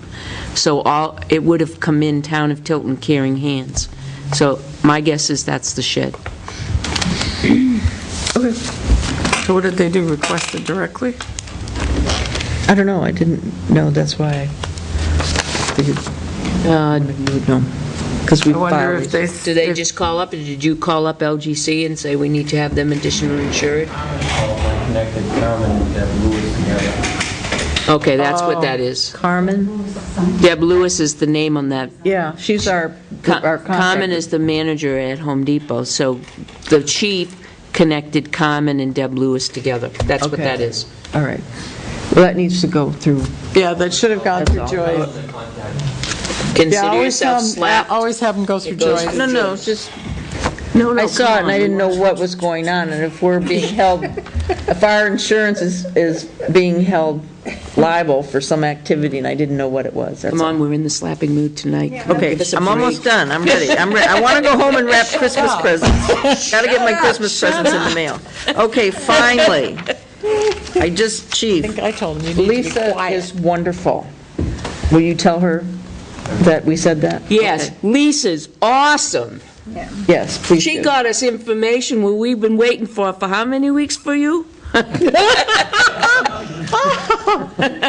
But no, she was so pleasant. I explained to her what we needed. I said, we have to have the accident report to submit with our application. Lisa, you're awesome. Oh, Lisa Osher? Yeah. Oh, she is awesome. Yeah. So, and Mike said, and the other piece we were missing were photographs. And I had, weeks ago, had asked Al if he would go up and take pictures. Mike said he's coming through town tomorrow.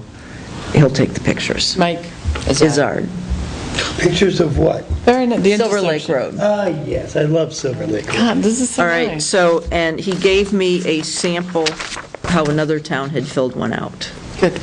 And we have the accident reports. And when I spoke with Mike, remember last meeting, we were figuring out the best way to try and get that data.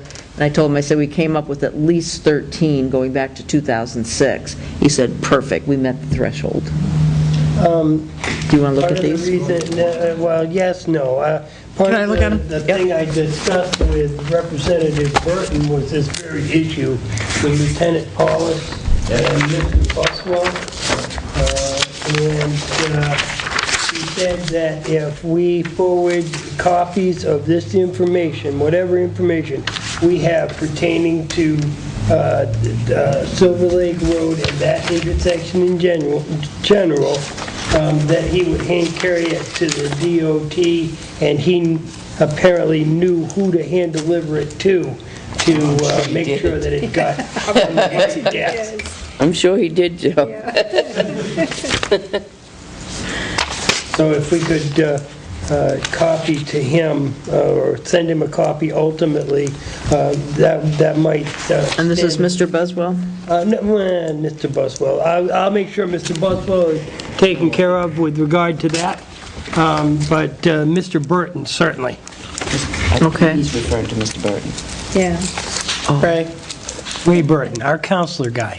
I don't think Mr. Buswell cares. Oh, no, Mr. Buswell is all over this. Yeah, he does care. He called Mr. Burton. He Yeah. got in touch with Lieutenant Paulus. He got in touch with me. We want to have a meeting. It's like, sure I do, Cliff. And so, oh, no, he's been calling people and state reps and senators and writing letters now to editors. Okay, I'll read this real quick. This is from Mike. I received this today. Joyce, attached are turning movement count reports for inclusion with the road safety audit. Remember, a couple weeks ago, he said he would do that, so we have that for your application. Stuart Thompson is depending on the planning commissions to provide accident diagrams with these road safety audits. In order to complete the task, any reports for accidents at that intersection are needed for at least a 5-year period. While the town can submit the RSA application without a crash diagram, it is not likely that an assessment will not be scheduled until Stuart receives this information. I spoke with Bill Lambert, who was part of the small group that visited the intersection in the last several years. Bill agrees on the value of an RSA being conducted, as it is a site-specific, formalized process that goes beyond the previous site visit. I've requested a report and notes from the initial site visit as well from Bill. Generally, it has been challenging for police departments we have worked with to provide accident reports. Because of the way the information is stored, it requires a lengthy query report to be generated and reviewed to find pertinent accidents, and once identified, sifting through boxes of paper files to find the actual reports. I'll be meeting with DOT staff to discuss streamlining the RSA process tomorrow and hope to discuss opportunities, challenges, collecting data for crash diagrams. So, once again, I just really thank Lisa for, I told her I owe her. And then this was a draft report that he had attached from your meeting that you had, but I don't know why it does that little black square. Do you know why that would be? I mean, I know it's a draft. Do they do that on purpose so that you can't duplicate it? Some do. But those are the notes from your meeting that day, so that's helpful to add to the file. No, that's, the D has a background, it's highlighted, and that came across as the D in the draft has the, that's what that is. I wonder if I can go in and delete the draft, delete that. I don't think you, well, you might be able to. Yeah. But the Okay. D is the one that has the highlight behind it, and that showed up. Okay, so after I do the redistricting letter, I want to get this done. Okay. I'm almost done. Do we have any monies from Mr. Holden yet on that Pine Street culvert? No, we don't. She's He's still on my okay. list here. All right, that was Monday. Yeah.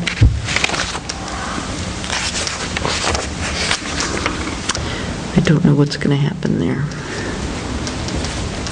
Okay, the Grange, did you get your accounts payable yet?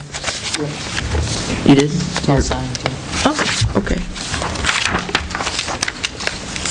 Yeah, the last, well, all but, the Grange is all but $200 left to pay on it. That's correct. Okay. So that's another thing I want to get done tomorrow, is I want to get this all packaged up to submit for our grant. I have to show copies of our canceled checks and everything, so that we can get that money ACH before the end of the year.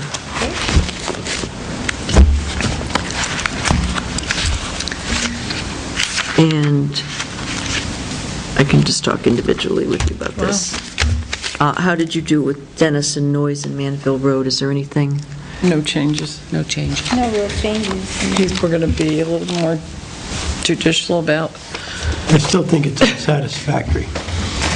we're going to be more judicial about noting the condition of the I road, understand that. trying to get there as soon as And those other possible. roads, I'd love to address those roads in their time, but this is about Mansville Road, so Yeah, but I don't know if there's anything to do, but it's still unsatisfactory. people from Caleb Hill could be in here or calling constantly and complaining. I understand. You know, it just, Catherine's No, I going to come totally in understand. and try to report to us if the road gets out of Yeah. hand, so that we can get down there as soon as possible. Catherine, our Catherine? Oh, if calls Catherine.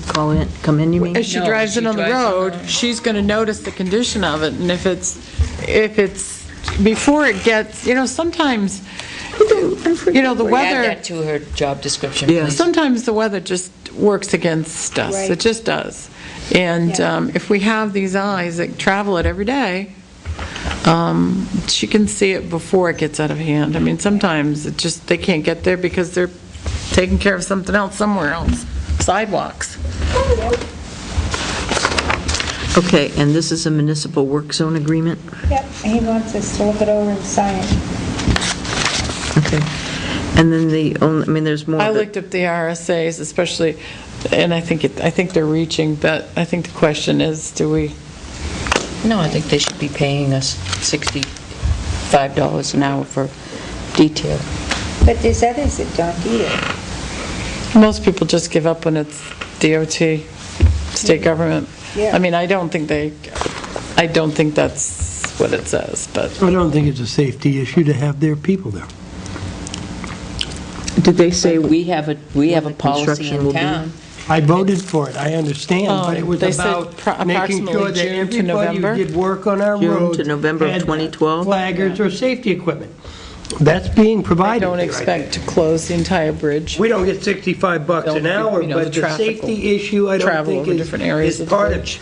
They've got it all laid out, pretty well thought out plan. Were there any concerns about wetlands or anything historical? No, Because we had that checklist we were supposed to fill out. yeah, no, they had an environmentalist there, but there didn't seem to be too many issues. Joe asked them about painting it, and they're gonna diaper the bridge, and then they'll paint it. I think I did. And were there any members of the public present, or was just all Oh, yeah. people from They were DOT? members of the public. Chuck and Kathy 4 or Mitchell were 5. here. Good. Yeah, that was really good. Zawicki was here. Yep. There were Civil a Lake couple people I didn't Association. recognize, but Yep. residents from the area. Good. Okay. They were concerned at first that, there was gonna be a cost to us because of the water line, but we set them straight on the water line. Okay. That there is a water district. So if any correspondence happens to slip into us that pertains to it, they've made a mistake. Okay. They were not aware that it was a separate district from the town. Okay. What about the runners on the ramp that you were going to get? Al and I were supposed to go shopping today. That was the plan, but it just got too crazy today. He's not going to be here tomorrow, but as soon as I can, we'll go and get them. Because I also want to get a mat for the inside of the door. Has to be a small mat, because the way that door in the front entryway, yeah. nothing will fit underneath it. I came in one night, I'm the one that pulled it out of there. There was one in there and the door was held open. Yeah. But that didn't serve the purpose of the cubicle, which was heat. So I pulled it out of there and put it back. I don't know, there's no wiggle room. Right, that's why we'll have to get something that's small enough to at least catch their feet, so that won't hit the door. Where are we talking about? The front In the entryway downstairs. That The little door, glass entry. the first door from our office, the glass door, swings both ways. You can swing into that and then you swing out of it. Right. So when it swings in, I swear, the distance from the bottom of that door to that rug can't be more than it's not a quarter of an inch. It's tight. It is something else, so it doesn't allow for any thickness of rug. Right. It just gets bound up on it. What about something on the outside of the That's door? what I was thinking. But then you'd have to be really careful that People Didn't didn't slip trip on off, it, it gets yeah. folded up and bing, Yeah. bing, down onto the sidewalk, big problem. So the mat, the ramp strips, look at stair treads? I would let it go. If we're talking about recarpeting eventually, I wouldn't even bother. We're going to need it with a And new ant spray, Unless we get our shopping list. just a rubber. Isn't that what we're talking about? Rubber mat? Yeah, instead of looking at carpet, what about just a thin plastic that has the spikes that goes into the carpet? Because you're looking at something to protect the rug from sand and salt? Which rug, are we talking about the entryway still? Yep. Or are we talking about the... Entryway. Tile, you wouldn't need it, right? Well, no, when you go into the entryway, Out here, up out front. here, okay, and then you come out onto a rug. Right, And then there's the rug that's in front of the counter, yeah, and then there's a rug in the hallway, right, but when you come, you're talking about putting one in the cubicle in the area. cubicle area. What if it wasn't a rug and just a piece of plastic? What if it was one of the rubber mats? Oh, yeah, Rubber yeah, mat. yeah, That would suffice. Yeah, they have those. like a 2x3. Correct, right. That gathers the salt off your feet when you come in. I think that would work better. Take them out and wash them off with a hose. All right? All right, so, is there anything else that you have for me? I mean, I have Yeah, can we pages and pages, have, but not tonight. I would like to see one of the guys from Public Works come down periodically through the week and sweep up the sand and Yes. salt that builds up around Yes. the front and remove it, Yes. the side. I mean, it just, On the ramp and Yeah, in you the know. front entryway. It won't come in the building that way if we take it away from the ramps when we right. don't need I it. mean, once it's served its purpose and we no longer have the ice, it just keeps building up and people Yes. drop their, my pockets are full of trash.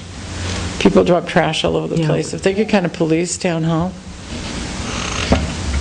What do you think? Twice a week? 3 times a week? I think that's a good idea. In the winter, I'd say Yeah. at least 3 times Monday, a Tuesday, week. Wednesday? I mean, Monday, Wednesday, Wednesday, Friday? Yeah. As weather permits. As weather permits, yeah. Yeah. 'Cause there might be I a mean, there may be plowing. times when you don't need them if we're not getting any snow, but, They should at least check. yeah, check it, make sure, keep the sand and stuff. Well, I know for the town hall, we're on Jay Boynton's route, and he's instructed that when they're called in early, he has to go do his route. And as soon as that route's done, he comes here and he shovels the ramp in the front And they need to steps. pick the planter up out front. They haven't picked that up yet? Okay, No, it was there the other day. okay. Okay. And then, did you do under your selectmen's report? I haven't done mine. Okay, I'm done. We need to talk about the 2 outstanding things in the PD, the access and the lockers. Oh, yes, I'm sorry.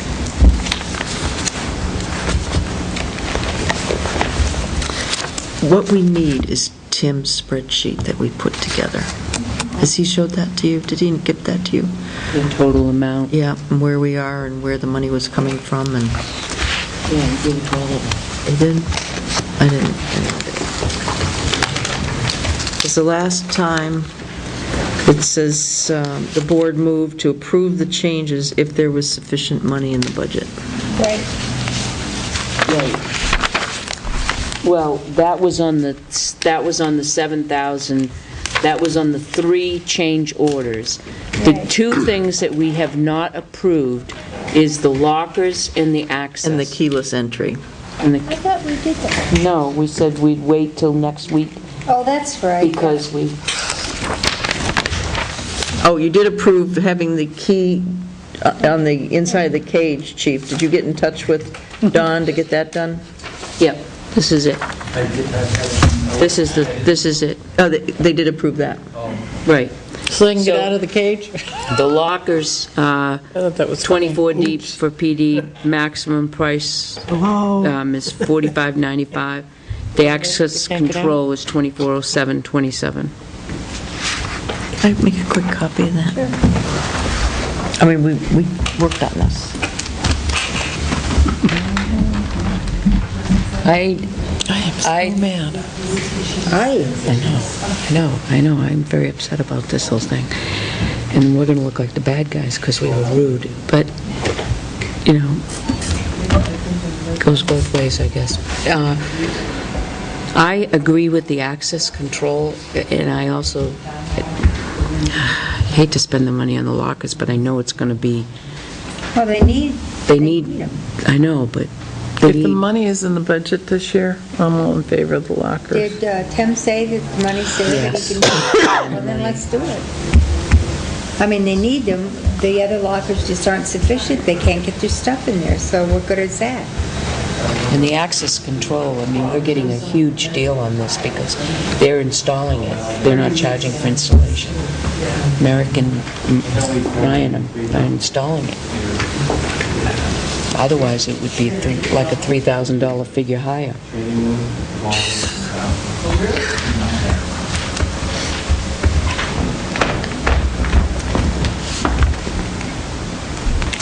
I can't tell which is the original. The chief just said that he had received a verbal quote of $350 for the downstairs from Lloyd, whereas what I had received today was a square footage price of the actual square footage. You're going to have some kind of contractual agreement for us to sign. Right, yeah. That obligates us to the debt. Yep. So if he could write something up, that would include that 350. But that's for the existing, isn't it? For the downstairs. Do the training room, the hallway, and the two bathrooms. So that Well, that would that's make the sense. existing. That's 35 cents a square foot. That would Yeah. make sense, 350. And That's that 100 square doesn't- foot. That doesn't include the That doesn't new. include the new, right. Okay. we have to have the actual measurements and then figure out the price, and then give him the actual measurements and let him figure the price out, make sure that they come up the same. And sooner than later. Yes, Oh, very yes, soon. we're yeah. running out of time. All right, so that's going to bump up this bottom line. And I haven't heard from Mr. Hoey recently. I need to get in touch with him. I'd give him a call. Yeah. It would be So- nice to obligate those as well. I'll make a motion to purchase the 10 lockers with shipping, $45.95, $4,595, and the access control system for $2,407.27. How much is the access control? $2,407.27. And what's that for? That's for the cameras, the swipe, the access going in and out, the security. Merrick described that a while ago. Right. Second.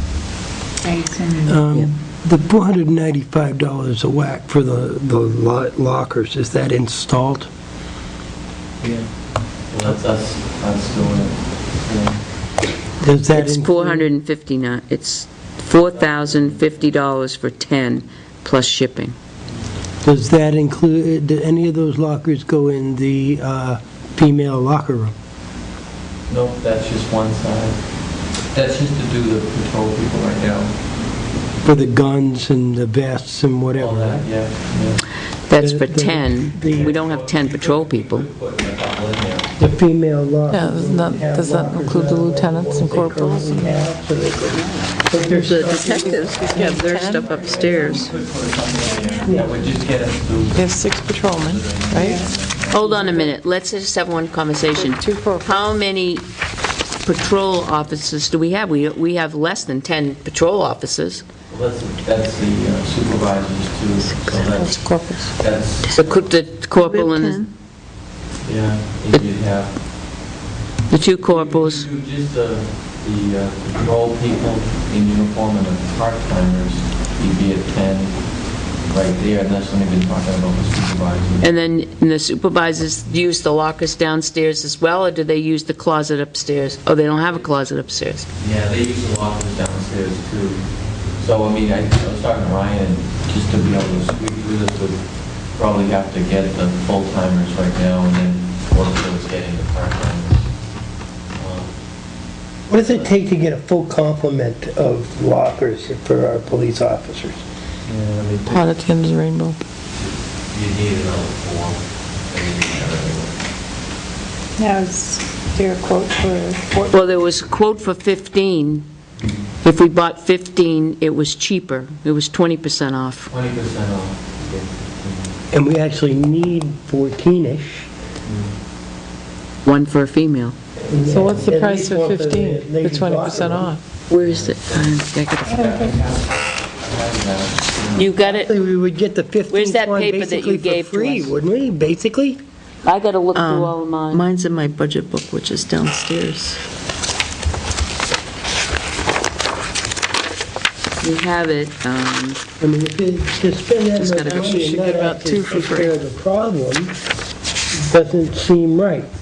At 20%, it should be 2 for free. 7,000. Well, that's pretty spendy, but I know they need space and the gun box and... I'll take it then.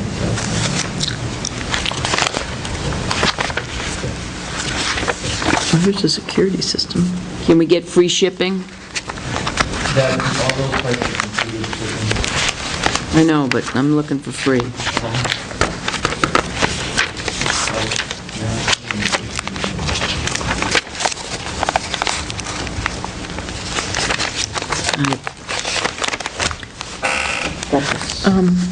Maybe this would be a good time for me to run downstairs and check my email, and then I'll get my budget book, because I believe I have that locker thing in it.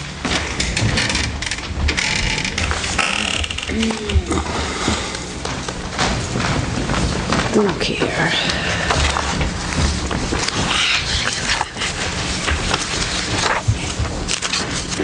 I'm still... Me too.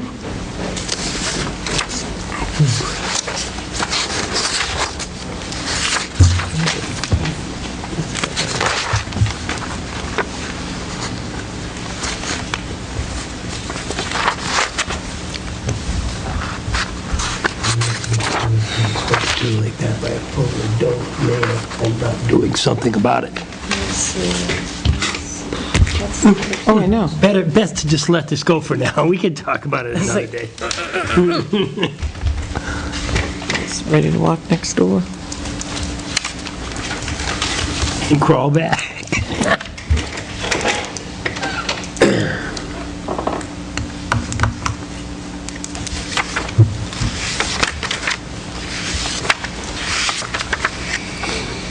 I know I got it. Yeah, me too. So what'd you think of those Knicks? The Knicks? Somebody said that You to got me it? once, and I'm like, 15 is, Nick who? 55. Can you print it out? The New York Knicks, and they can just If they were. fly and leap. I'm like, Nick who? Basketball players and a New York team. I thought everybody in the place was going to Do you jump print me. it out from there? I had Tim set me up to print it. And I wasn't in New York. Yeah.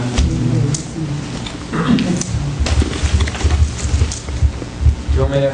Email it to one of us. Yeah. And that's I'll what I was print just it gonna out. say. I love going. Lockers, final price. Like that whole sports All right, we got it. thing. We I got have no it. use for any team from New York. I knew I had it. So it's 55, 85. So Right, 55.85, that's a 25, And it's 4,000. 15. What's the savings? 25% discount unassembled. Right, but what does it calculate to? Bottom line. Oh, per,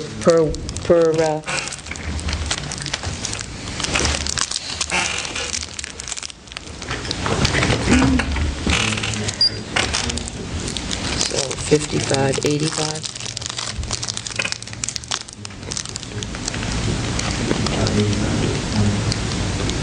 You can get my- 372. my little calculator. I got it. Oh, yeah? 372. $272 different?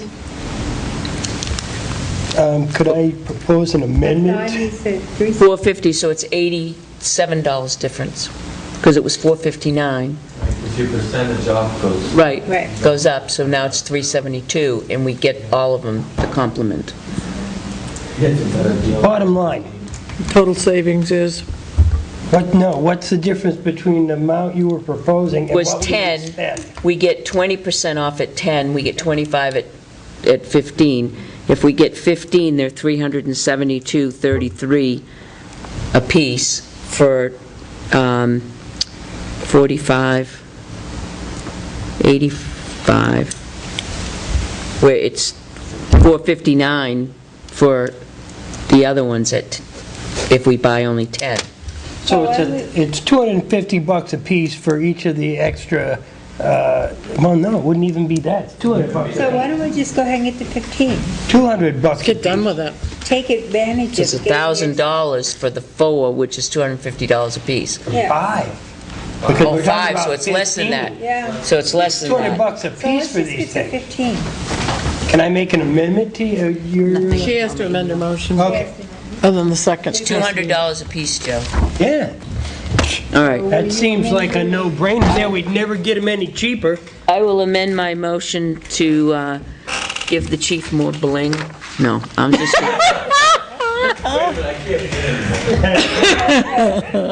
All right. Amend the motion to purchase 15 at $55.85, including shipping, lockers, and then the 2407, where is it? 240727 for the access control system. Second. Amend my second.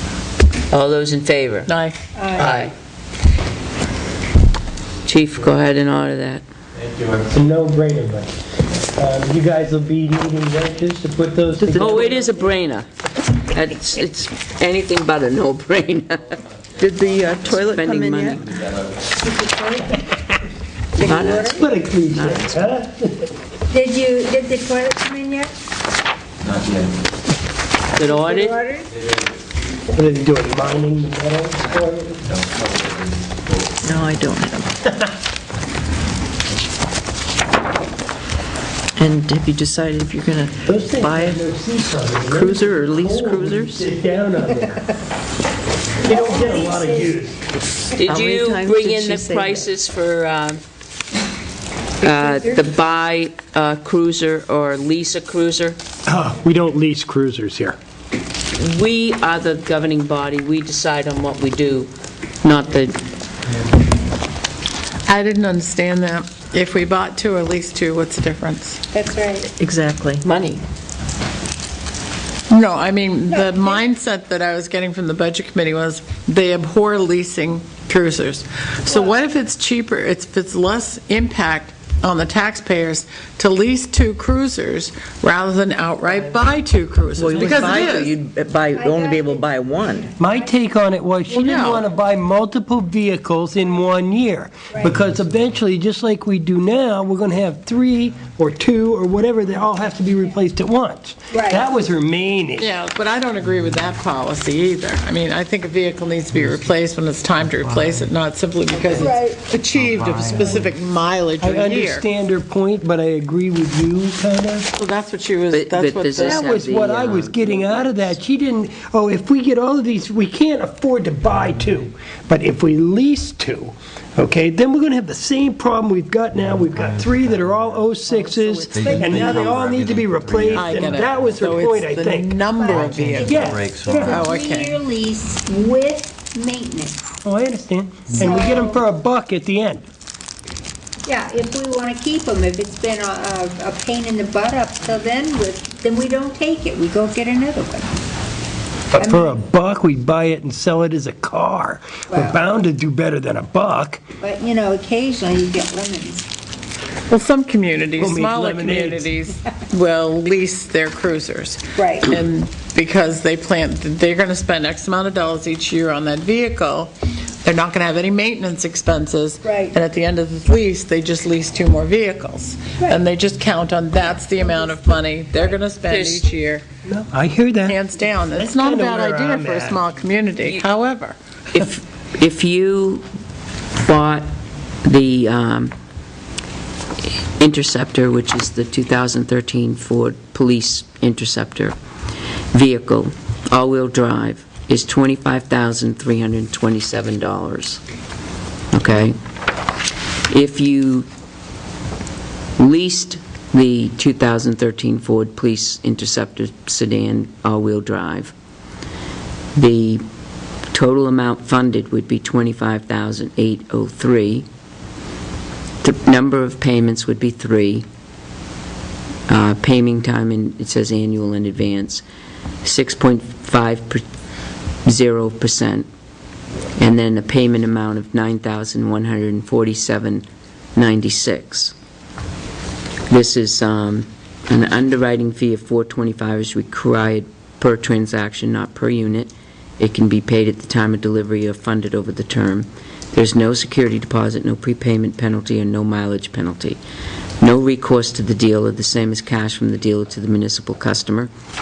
At inception, the new equipment title registration indicates the municipality is registered owner and designates Ford Credit as the first lien holder. At the term end, the municipality buys the equipment for $1. The municipality, as owner of record, is eligible for Ford government price concessions or other discounts to reduce the product cost. This is with everything but the oil changes and gas. Now that, what you just read, that's the two? This is one. This is one. Per vehicle. Per vehicle. It's It would, $25,000 per, to lease, it would be 3 payments of $9,147.96. Wait, what would the payment be each year? $9,147.96. okay. For each? 3 payments. That's $27,443.88. Now, to buy the thing costs how much? $25,327. $25,327, and we do all the Difference maintenance. is $2,116.88. Will we do $2,100 worth of maintenance on those 3 vehicles over the term of the lease? Over the 3 years, yeah. Yeah. We've already shown that we've done that on the 6A, 6B, 6C.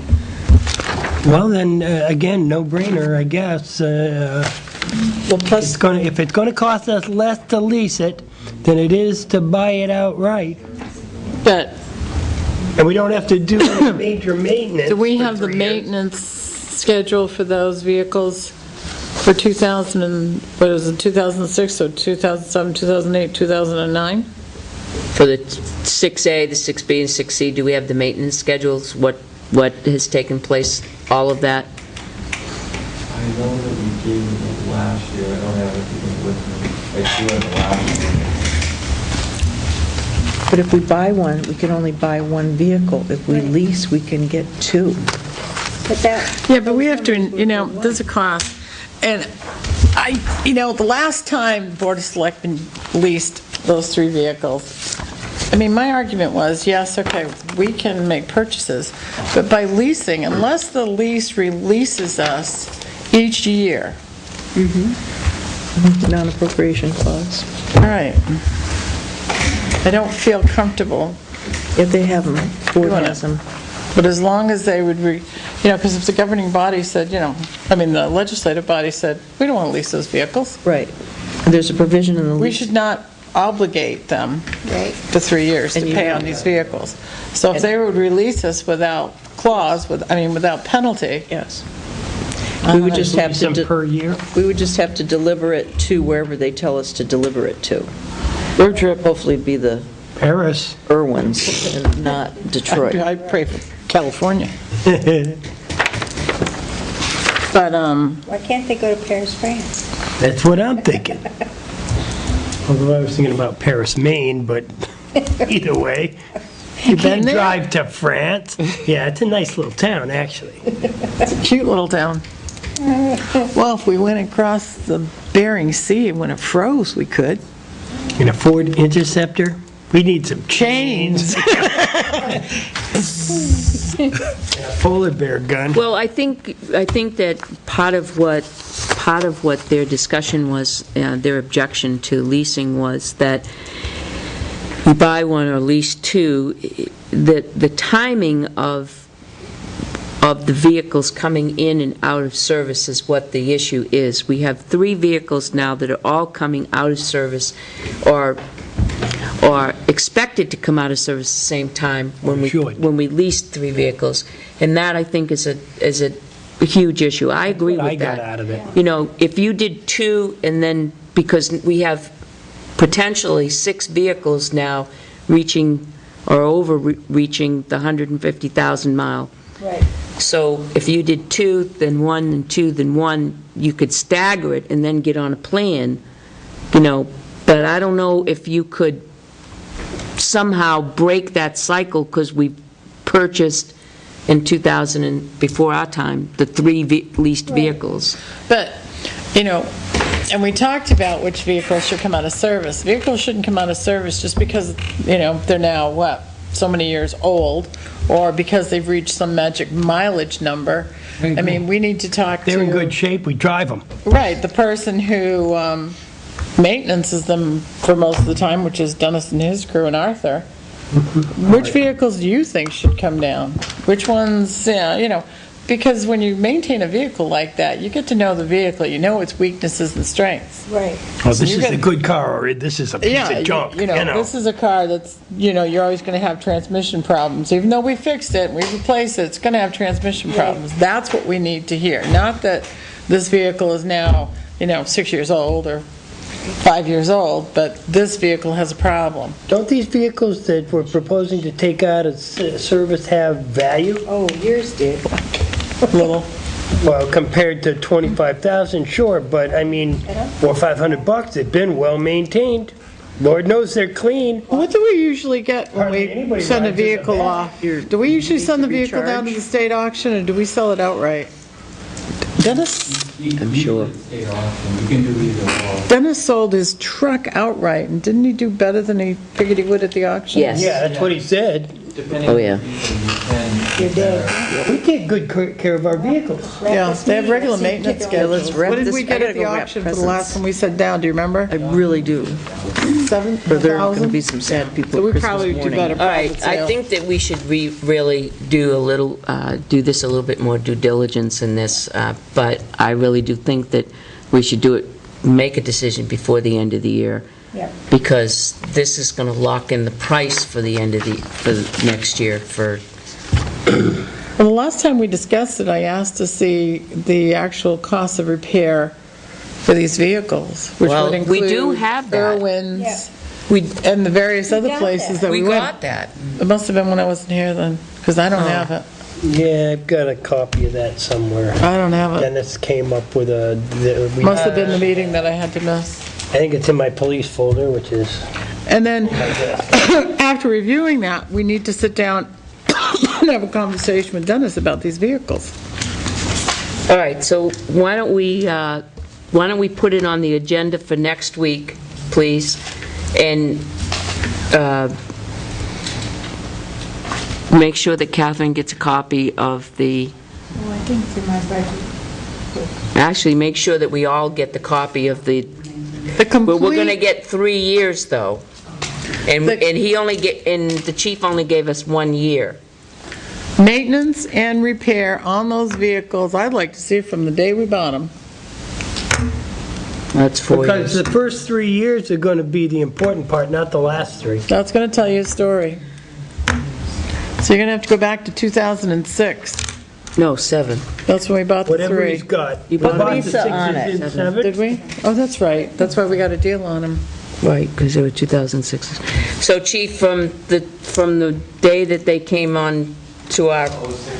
Yep, the 06s, can you find out, give us a maintenance and repair schedule on each vehicle, mileage, so on and so forth?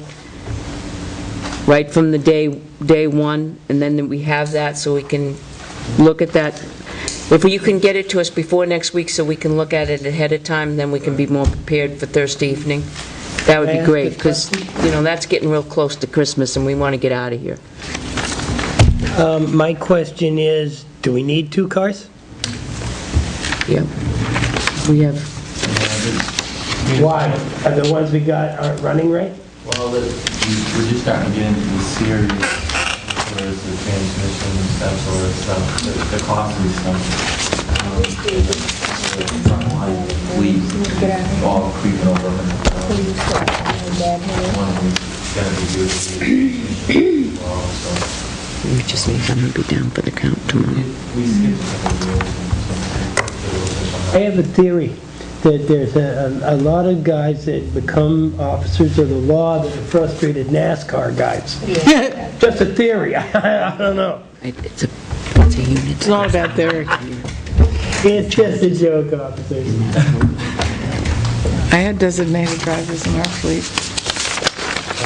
I had designated drivers in our company. Oh, I'll Okay, bet. People who took care of the vehicles. we have one No lead foot. a very quick personnel issue in non-public. Real quick, very quick. Sign that for, And then you have that. I don't have anything. I'll wait till next week to report. I'll have more on the Christmas fund and so on.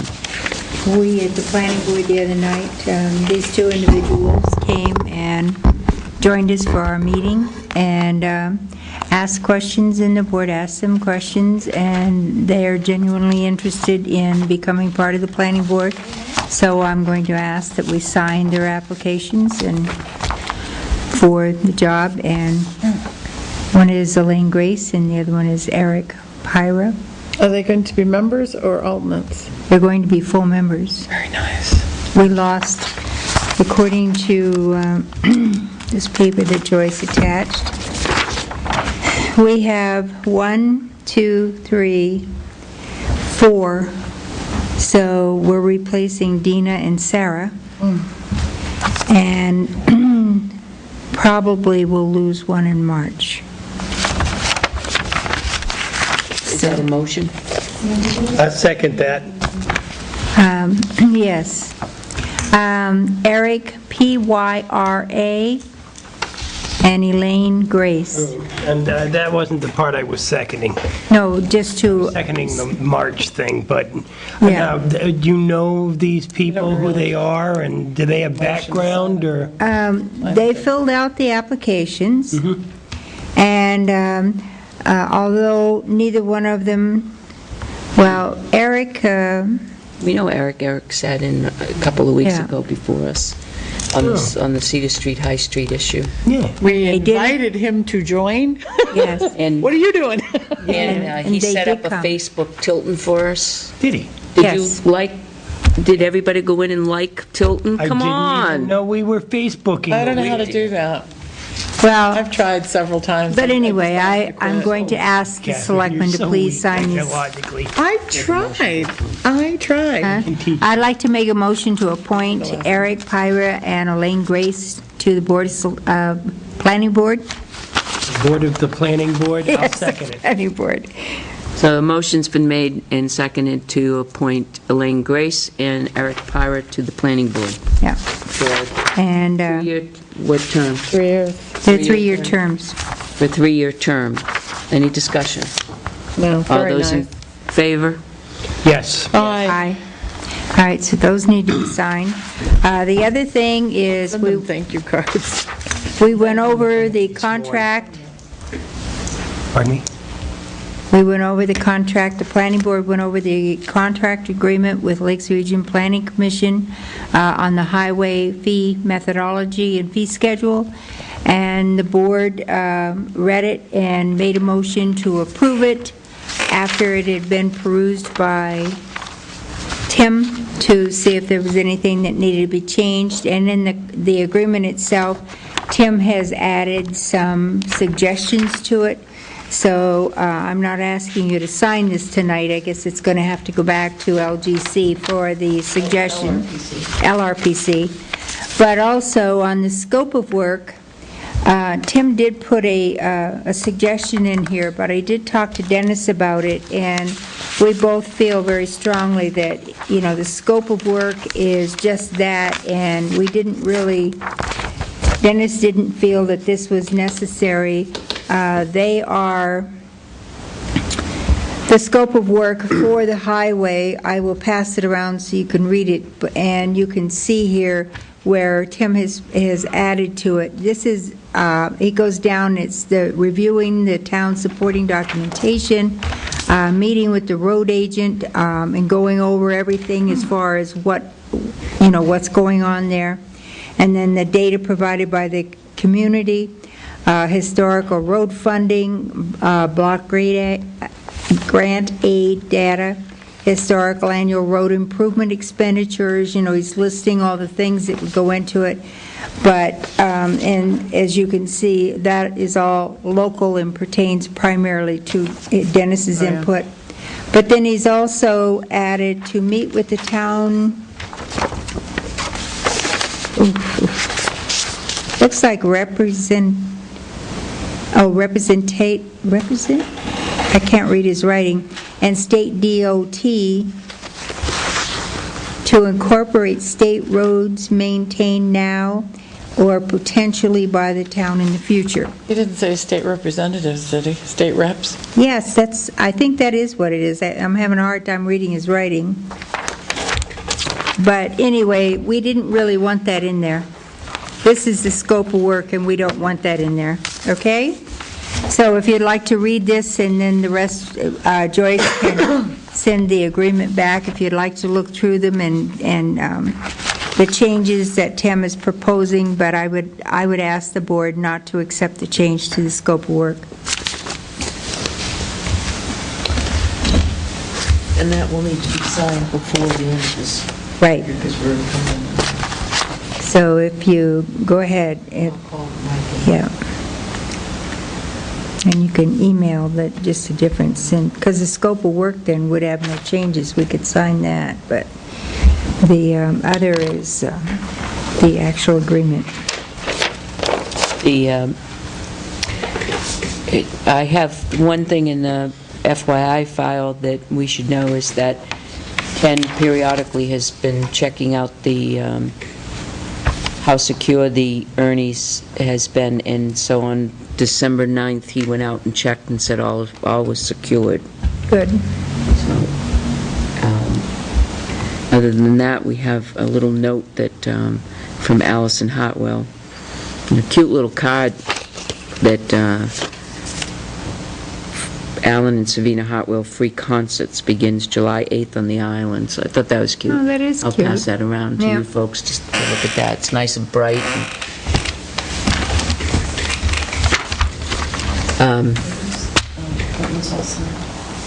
No, Sandy's got to sign them. Oh, okay. So, other than that, I will wait on, these are the quotes for the car. We don't want to lose those. Does everybody want copies? Why don't you put it in the, no, but why don't you keep it so that next week, while we have it an agenda item, we'll have it. For now, I'll put it Okay. in here, but I just wanted to have a quick copy. Okay, these are both signed now. Oh, that's exciting. Now, the ZBA is all set, right? Yep. So we're all set? Our committees are all set? Well, the Alternates? planning board is going to be in much better shape, obviously. There's two that come up in March. The one, I don't know whether he will want to come back, and the other one, Whether we want him to come back. yeah. Okay. All right, so Okay. I have a, okay, that's for the, Over here. All right. Thank you very much. Let's go. oh, this goes in that pile right there. We got something to the FYI thing, maybe. That goes in there. That you should look at. Oh, I'd I don't like know to- if you're familiar with that publication? Yeah, I do. I get, they send it to me. They'll But- send those to the senior center. In Belmont, when I was there for a meeting the other day, they had a whole stack of those for the I'd like seniors. this, yeah, that would, can I have it? You got that, I got that for you. And this here is information shared by the CAP. On the volunteer driveway, okay. Joyce, That's their application process. Tim have the Informational. supervisors of the Yep, checklist they sent thing me on the an website? email. Thank you. This is better because I don't have to print it out. I'll read through it. I understand as of today that Ginny Snyder's no longer there. That happened already. She resigned last week. Jenny We start at 6:30 or 6 o'clock. resigned, the Irish guy on the They're coming in at 7? RCC. There was No, somebody we'll else still be that meeting. that was a real key. But we can player meet that upstairs. resigned, and Just, think I would just email Bob Hardy, dropping like ask him flies. if he could have the meeting upstairs. She resigned for personal Okay. reasons, and Here's the agreement. Pam Jolivet I did well. scratched through but the that's going to scope leave a of big work, hole. Huge, and here are the, huge hole for the seniors. we've signed them, They've got but a he's gonna, potential they're that both might gonna have to fit be in real sworn well, in. but All right, now you That's put in what their just a terms are. Right. that's there. And once you do that, if you'll Not the one hold that's on to there. them when we're going No, this is... I'll come in and pick 'em up well, and I'm swear not 'em at both liberty in to the discuss it, 90 except to say that And then give she 'em to has Cindy. a lot of volunteer transportation experience in the greater Concord area. I don't really care, you put them She wherever knows you the want. players, and she's very concerned. Actually, you know her. I know you know her. Okay. Oh, okay, so, I think that's where it's going, but who knows? So one is here. Yep. That would be here. okay, so one will have to start out, one of these people will have to start out as an alternate until March. All right, I'd put Elaine How come? in. Huh? I'd put Elaine in. Have as an enough. alternate. Yeah, all I right, we'll thought make, Sarah and Dina had left. they did, we but I have forgot Richard Benson took one of their positions. Richard moved to the He top. is. He went from alternate up to... I know him, he's a very fine young man. Yes, he is. I would elect to have Elaine as an alternate Okay. until March. Okay. And that way she's better, you Yep. know, better served as coming and learning. Whatever you think is best, I'm sure is best. That would be my so guess. I'm The just alternate. happy that the Right. townspeople are stepping up to help. Isn't that nice? It is. That's how I got involved. Sometimes it's hard. And here I sit today in the Wadley seat. I'm really glad to have you. Yeah, I'm really happy to be here. I have a sign that says so, I think. Well, I don't think this one will be okay? Well, we could always still use an alternate. Right. We have a very, very small matter to discuss in non-public, so I'll make a motion at this time to enter to non-public per RSA 91A:3 as it pertains to a small personnel issue. Second. Roll call vote? Yes. Yes. Red. Make a motion to seal the minutes of the non-public session as they pertain to personnel permanently. Second. Roll call vote? Yes. Yes. I make a motion, we adjourn. Oh, come on, it's only 8:45. We still Yeah, have this 3 is, hours. it's way too early to adjourn. Can't we just do something? You can stay Second. here all night. Second. Or second. All those in favor? Non-debatable. Aye. So was it really bad with Dennis? Oh,